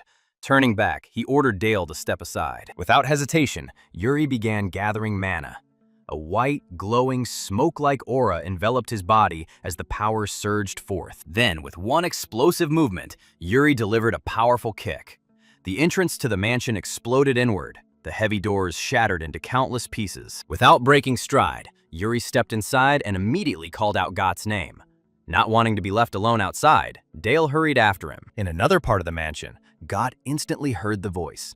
A distorted smile slowly spread across his face. Got clutched a suspicious bag with a menacing grin, looking toward the entrance. Noticing Yuri, he greeted him and added that they hadn't seen each other for a long time. Yuri looked at him with obvious disgust. In response, Got picked up the pouch and drank the blue liquid from it. The sight was deeply disturbing. He looked like a man completely consumed by addiction. Blue mana seeped from his body like fog, spreading through the air in unnatural waves. Got turned to Dale and praised him for successfully bringing Yuri here. Laughing to himself, he declared that now he could get even more drugs. After that, he turned his attention back to Yuri and casually stated that he only relied on drugs a little, and asked if there was really anything bad about it. Suddenly, his mana flared violently. Got drew his sword, madness filling his eyes. He rushed forward, shouting that in the past Yuri had beaten him whenever he felt like it, and now it was finally his turn to pay back all his debts. At the same time, Yuri released his own mana. Clenching his fist, Yuri calmly remarked that it seemed he hadn't hit Got hard enough. Then he struck. His fist slammed full force into Got's stomach. The blow was devastating. A blinding flash lit up the entire room. All the windows instantly shattered. A stream of light erupted from the mansion, illuminating the surrounding streets like a miniature sun. Passers-by stared in shock at the estate. Within moments, rumors of the explosion began spreading throughout the city. Later that day, the doors of the medical clinic swung open. Yuri entered, carrying Got over his shoulder. Ignoring the surprised glances directed at him, he walked straight inside and laid Got down on the bed. He calmly told the doctor that Got was addicted to drugs and demanded immediate treatment. From that day on, stories began to spread throughout the empire about how Prince Yuri of Brielle personally dragged his drug-addicted childhood friend to the clinic. The story quickly became one of the most talked-about topics in the region. Newspapers eagerly seized the opportunity. Far, far away, on the other side of the continent, Princess Sibylla of the Holy Kingdom sat in the majestic palace, reading a newspaper until her gaze eventually fell on a photograph of Yuri. Opposite her sat the High Priest Vold, who explained that he desperately needed to meet Yuri and asked Sybil to arrange their introduction. Sybil slowly lowered the newspaper onto the table. She noticed that she finally understood why he had decided to address her and not her brother. Leaning forward, the high priest stretched out his hands imploringly and, with anticipation in his eyes, declared that the rumors of his love affair with Yuri should not go to waste. Sibylla crossed her arms and apologized. She calmly explained that the rumor was false and merely a cover. The priest looked genuinely shocked. He quickly asked if this was really true. Sybil replied that, regardless of the truth, she would first like to know why he wanted to meet Yuri. The high priest nodded. He reminded her that drugs were spreading rapidly throughout the empire. Picking up the newspaper, he continued explaining. The problem was no longer limited to criminals and dark alleys. Drug use was becoming increasingly popular among the nobility, too. He explained that the biggest problem was that aristocrats rarely visited clinics because too many people watched their every move. Sybil nodded. She understood perfectly well what he meant. The high priest pointed to the article featuring Yuri. He explained that Yuri had publicly saved a friend who was addicted to drugs and looked at the girl with admiration, holding up the newspaper. The priest announced a wonderful opportunity from God. Yuri's actions would help the nobles no longer fear treatment. Sybil smiled faintly, immediately understanding his intentions. Looking directly at him, she asked if he wanted Yuri to advertise addiction treatment clinics. The priest smiled and nodded. The priest asked for information about Yuri's preferences to persuade him, but Sybil shook her head gently and replied that such efforts would not be necessary. A slight blush appeared on her cheeks as she explained that Yuri was not one to worry about empty formalities. She assured him that honesty alone would be enough and promised to arrange a meeting. The high priest fell silent. Studying her closely, he noticed that she had changed. He added that she seemed much more cheerful than she had been in the Holy Kingdom. Sybil tilted her head slightly and asked if this was truly true. A gentle smile appeared on her lips. She replied that everyone became like that after meeting Yuri. She even added that the high priest would probably end up like that too. The priest chuckled and remarked that he would remember those words. After that, Sybil turned to the window. Warm evening sunlight flooded the palace grounds. As she looked out, thoughts of Yuri filled her mind, and she quietly wondered when they would meet again. Meanwhile, far from the Holy Kingdom, Yuri walked through the imperial capital. Dressed in elegant royal attire befitting a prince, he moved confidently through the crowded streets. Jard and Laurent stood silently behind him. The scene shifted to a massive estate that resembled a military camp, with guns and the clang of steel instead of luxury. And in the center of the arena, Prince Ragnar himself was sparring with a subordinate. The two exchanged blows again and again. The subordinate gritted his teeth and tried to move forward. Then Ragnar moved. His sword flashed in a swift, decisive blow. The attack was so fast that the man didn't have time to react. The weapon flew out of his hand. Before he could regain his balance, Ragnar stepped forward and aimed his blade straight at his throat. Realizing his defeat, his subordinate immediately surrendered. The scene overlooked the training field, where Ragnar's men lay exhausted and sweat-soaked on the ground. The prince was surprised they had given up so quickly, but there was no answer. At that moment, a familiar figure entered the training ground. Yuri arrived with Laurent and Jard. After exchanging greetings, Yuri remarked that if he'd known Ragnar was training, he would have arrived later so as not to interrupt him. Ragnar replied that it wasn't a problem. A faint smile appeared on his face as he joked that age was finally catching up with him, and his body was no longer what it once was. The boys stood in shock, asking if all these defeated knights were due to the old man's endurance. After this, Ragnar invited Yuri to go into the garden so that they could sit down and talk in a comfortable environment. The action moved to a peaceful garden with flowers. Ragnar asked Yuri, who was sitting opposite him, with anticipation whether it was true that he had managed to cause quite a stir immediately after arriving in the Empire. Ragnar smiled and noticed that Yuri had sent someone to the clinic. He calmly explained that it was his old friend who had become addicted to drugs. Hearing this, Ragnar rubbed his chin thoughtfully before asking, did Yuri know what kind of drug his friend was taking? The question caught Yuri off guard. At Ragnar's signal, a small bag was placed on the table. He explained that it contained an extremely dangerous new drug that had quickly spread among the young nobility. Opening the bag, Ragnar emptied its contents onto the table and ordered Yuri to examine it carefully, as these were far from ordinary drugs. Several glowing blue crystals rolled across the table. Ragnar added that although the substance is used as a drug, its effects are completely different. Ragnar crushed the crystal into powder and explained that the drug temporarily heightened all 5 of a person's senses, while also increasing their sensitivity to mana. Hearing this, Yuri remembered Gott's mad face and noticed something alarming. Even from the faint smell of powder, his hearing, vision, and perception of mana became sharper. Yuri asked if the drug was used for training. Ragnar replied that was only part of the story, as nobles used it for exams, duels, and sparring. According to Ragnar, this advantage was precisely the reason why the substance became so popular among the young aristocrats of the empire. Listening, Yuri picked up one of the glowing crystals and examined it carefully. After studying it for a moment, he noticed something unusual. He asked if magical stones had been used in its creation. Ragnar nodded immediately. It seemed that magical stones were indeed one of the ingredients. Then Ragnar's expression turned serious. Looking straight into her eyes, He said that this was no ordinary drug manufactured by common criminals. He explained that powerful people had created the substance for a grand scheme, so what was happening was clearly beyond the scope of ordinary crime. Then Ragnar asked Yuri for a favor. He asked that Yuri personally investigate the case. Yuri inquired why Ragnar had chosen him. Ragnar explained that no one knew the extent of drug penetration into the empire, which meant there were very few people left whom he could completely trust. Yuri was one of them. Looking directly at him, Ragnar asked again if he would help. Yuri met his gaze without hesitation and firmly stated that Ragnar could leave this matter to him. Relief immediately appeared on Ragnar's face. He sincerely thanked Yuri. However, as the conversation continued, Yuri noticed something strange. An empty chair stood near the table.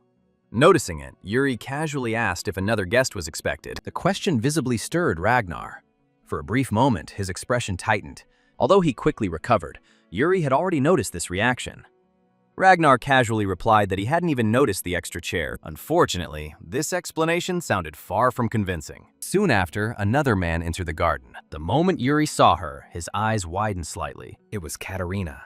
She greeted her uncle politely before turning to Yuri. Addressing him by his formal title, she respectfully greeted the third prince, Brielle. As she approached the table, Katerina smiled warmly and remarked that she was glad to see him again. The smile made Yuri clench his jaw. For others, it would have been pleasant, but for him, it reminded him of the betrayal that had destroyed him in his past life, unleashing a wave of disgust. Fortunately, he suppressed it almost instantly. Maintaining a perfect smile, Yuri politely replied that it was a great honor to meet the Empire's precious imperial princess. Soon, servants brought tea and refreshments.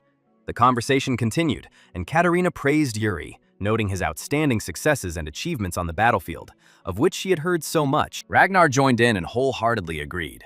He noted that Yuri was incredibly brave and always rushed straight to the front lines. Yuri simply replied that he was only doing what was necessary. Katerina smiled softly and told him that he didn't have to always put himself in danger. Yuri immediately disagreed. He stated that these duties had been entrusted to him, and he was simply fulfilling his duty. This answer seemed to surprise Katerina.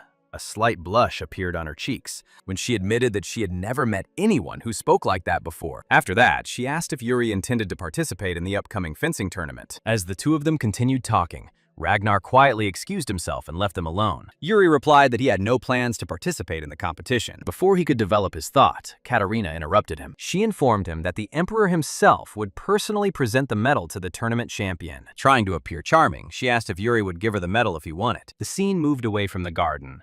The sun was already setting towards the horizon. In the golden evening light of the capital, Jard started talking about their previous meeting, noticing to Yuri that the imperial princess had shown unusual interest in him. He then asked if Yuri had really had no intention of participating in the tournament.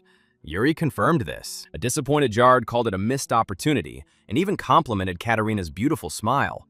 But Yuri didn't react to his words in any way. Finally, Yuri gave up and told Jard and Laurent to return to the hotel first. The two of them looked surprised, but complied without further questions. While Yuri left alone, they remained where they were, watching as he disappeared into the depths of the darkening alleys. Meanwhile, Yuri wandered the narrow streets alone, his thoughts growing heavier with every step. He mentally cursed Katerina, her request for a medal, and the smiles with which she did it. They disgusted him. Despite his anger, memories surfaced, filling the empty streets around him. Suddenly, Yuri seemed to see Katerina appear behind him. The illusion was so vivid that it seemed real. In this imaginary memory, Katerina lamented that they should have spent this day together. She noticed that he was being stubborn and urged him to stop. The illusion continued.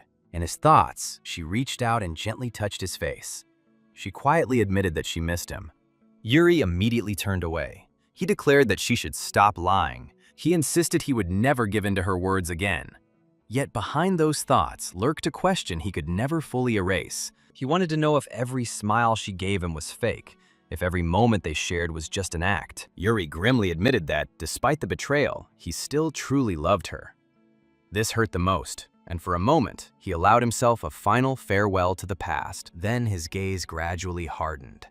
Step by step, he left these haunting memories behind. Step by step, he moved toward the future. With renewed determination, Yuri declared that none of this mattered anymore. The feelings he carried over from his previous life had to disappear. The scene shifted again. A majestic temple towered beneath a clear blue sky. Yuri entered and was warmly greeted by the high priest Vlad, a middle-aged priest in a red robe who had himself requested this meeting. Vlad sincerely thanked Yuri for his visit.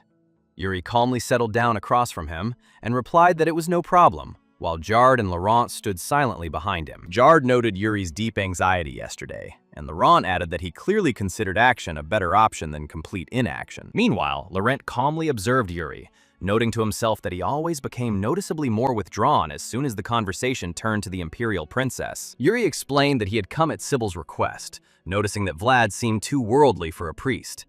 He laughed heartily and softened his tone, adding that such an attitude worked well in the Empire. Yuri casually looked away before returning the conversation to the main topic.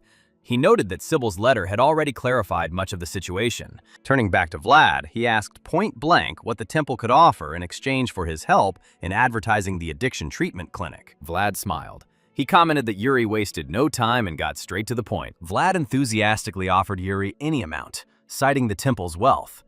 Yuri considered the offer, but replied that he had no particular need for money. Then something seemed to occur to him.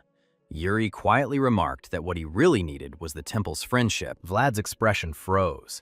Clearly surprised, he asked Yuri to repeat his words. With a calm smile, Yuri pressed his hand to his chest and politely asked if Vlad could arrange for him to be baptized. The high priest considered the request seriously. After a moment, he explained that such a title was not granted lightly, as it carried enormous influence among the faithful. However, a moment later, his expression softened again. Smiling, Vlad explained that a prince like Yuri was a special case. Yuri rose and noted that, once this matter was resolved, all that remained was the interview with Gott's Mention. Vlad assured him that the church would prepare everything, and all he needed to do was show up on time. Before Yuri left, Vlad cheerfully asked if he'd like to stay and enjoy the meal. Yuri immediately agreed. The group moved through the monastery corridors. As they walked, Vlad proudly explained that the temple was famous for its food, and that many volunteers regularly helped there. Yuri noted that the volunteers were likely full of bastards and nobles from collateral families looking for profit. Vlad laughed and admitted that there were indeed many such people there. As they approached the doorway, Vlad began to explain that the food was actually being cooked. The door swung open. Yuri froze. His eyes instantly widened. In the kitchen, a huge black knight in dark armor, wearing a white apron, was cooking. Vlad casually explained that this imposing warrior did all the cooking himself. For a moment, Yuri struggled to comprehend what he saw. The Black Knight was among the 10 strongest in the Empire. He was known as the Empire's sharpest spear, a terrifying creature that obeyed only the Emperor and destroyed any enemies it was ordered to eliminate. And yet this same legendary figure was now volunteering, wearing an apron. Later, the Black Knight sat opposite Yuri with a bowl of food on the table between them. After a brief silence, he remarked that he had heard of Prince Yuri of Brielle's courage. However, he admitted that he hadn't realized the depth of Yuri's faith. Then he asked if Yuri often visited churches. The moment Yuri heard this question, his gaze sharpened. An opportunity had arisen. A bright and sincere smile immediately lit up his face. Yuri explained that he hadn't originally been a devout believer. However, his views had changed after his experience on the battlefield. He declared that the war had revealed the insignificance of people, strengthening his faith in a higher purpose. Vlad listened attentively to these revelations, standing next to the Black Knight. Yuri added that he had decided to dedicate his modest powers to God. Behind him, Jard looked on in utter disbelief, while Laurent looked reverent, as if he had just experienced a revelation. The Black Knight slowly lowered his spoon onto the table. A sharp sound echoed throughout the room. Then a faint smile appeared on his face. He noticed that Yuri seemed to be just as human as he was. Yuri smiled modestly and noted that he had a long journey ahead of him. The Black Knight approved of this sentiment, adding that he himself constantly felt imperfect despite serving the king. Yuri immediately recognized a new opportunity. Leaning slightly, he respectfully addressed the Black Knight and offered him, as a believer, the opportunity to participate in advertising the temple clinic. Before Yuri could finish speaking, the answer came. The Black Knight flatly refused. He explained that he could not take any action without receiving an order from the Emperor. Yuri's expression froze. Silently accepting the answer, he noted that he couldn't inconvenience such a kind man. Later, Yuri left the temple under a bright midday sky. Jard followed him before finally asking if Yuri had intended to give up so easily. As he left the temple, Jard noticed that Yuri seemed to be luring the Black Knight away and gathering information about the Emperor. He agreed with his assessment, adding that the knight had proven more loyal than expected. His thoughts were clouded by memories from his past life of the Emperor who had mercilessly crushed Brielle. Thinking of him, Yuri couldn't believe the Black Knight's words when he called the ruler kind. Images of blazing battlefields flashed through his mind. He recalled flames consuming everything around him. The memory seemed like a nightmare. However, he quickly pushed these emotions aside. Turning to Jard and Laurent, Yuri ordered them to return and prepare. He told them to dress appropriately, because they would soon meet the Emperor himself. That evening, the Imperial Palace shone magnificently under the moonlit sky, its countless windows glowing with a warm light. Inside, the vast banquet hall glittered with golden chandeliers, polished floors, luxurious red carpets, and nobles dressed in elegant attire. The room was filled with the whispers of the guests watching the arrivals. Covering her mouth with her fan, one noblewoman asked if this group was from the Alliance army, to which a man nearby remarked that they looked rather barbaric. He noticed that these loud personalities had arrived from Bruzen and were making noise as usual. He then pointed to the other delegations, identifying the representatives of the Duchy of Klein and ridiculing the guests from Joachim as hicks. The aristocrat merely responded with restrained interest. Soon, however, the atmosphere changed. Representatives of the Holy Kingdom entered the hall, and the guests immediately spotted the heir to the throne among them. Larson walked in the center of the group, dressed in elegant white and gold robes, smiling discreetly, surrounded by his retinue. Nearby, another nobleman commented mockingly that Larson had arrived from the princess's care. Suddenly, the sound of a horn echoed throughout the banquet hall. When the conversation died down, all eyes turned to the entrance. The third Prince of Brielle had arrived.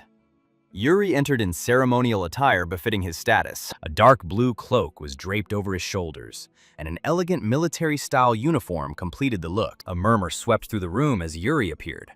Someone confirmed his identity, specifically noting that he did indeed have black hair. From the raised platform, the Emperor watched the scene with a faint smile. He noted that it seemed everyone had finally arrived. The curtains behind him parted, revealing the imperial family. In the center, the Emperor sat languidly on a throne, clad in white and gold robes and crown, while nearby, in a pale gown, sat the princess. Propping his cheek on his hand, the Emperor addressed the assembled people and praised them as the proud heroes of the continent who had defeated the monster of the grassy plains. He stated that the banquet was held to celebrate their achievements. There was silence in the room as his voice echoed throughout the space. The Emperor then invited everyone to have a good time. Yuri maintained a serious expression. Before the celebrations could properly begin, however, the Emperor broached another topic. He remarked that everyone had likely heard about the upcoming tournament. He then announced that he personally intended to present the medal to the champion. Beside him, the Imperial Princess remained silent. Although her expression remained composed, a trace of anxiety was hidden beneath the mask. The Emperor's smile widened, and he proclaimed that whoever presented this medal to his daughter would receive her as a wife. The entire hall froze in shock. Eyes turned first to the princess, then to the eligible bachelors gathered in the banquet hall. Yuri stared ahead silently. When the meaning of the Emperor's words dawned on him, he muttered quietly in disbelief, and he wondered whether the Emperor really intended to hand over Catherine as if she were some kind of prize.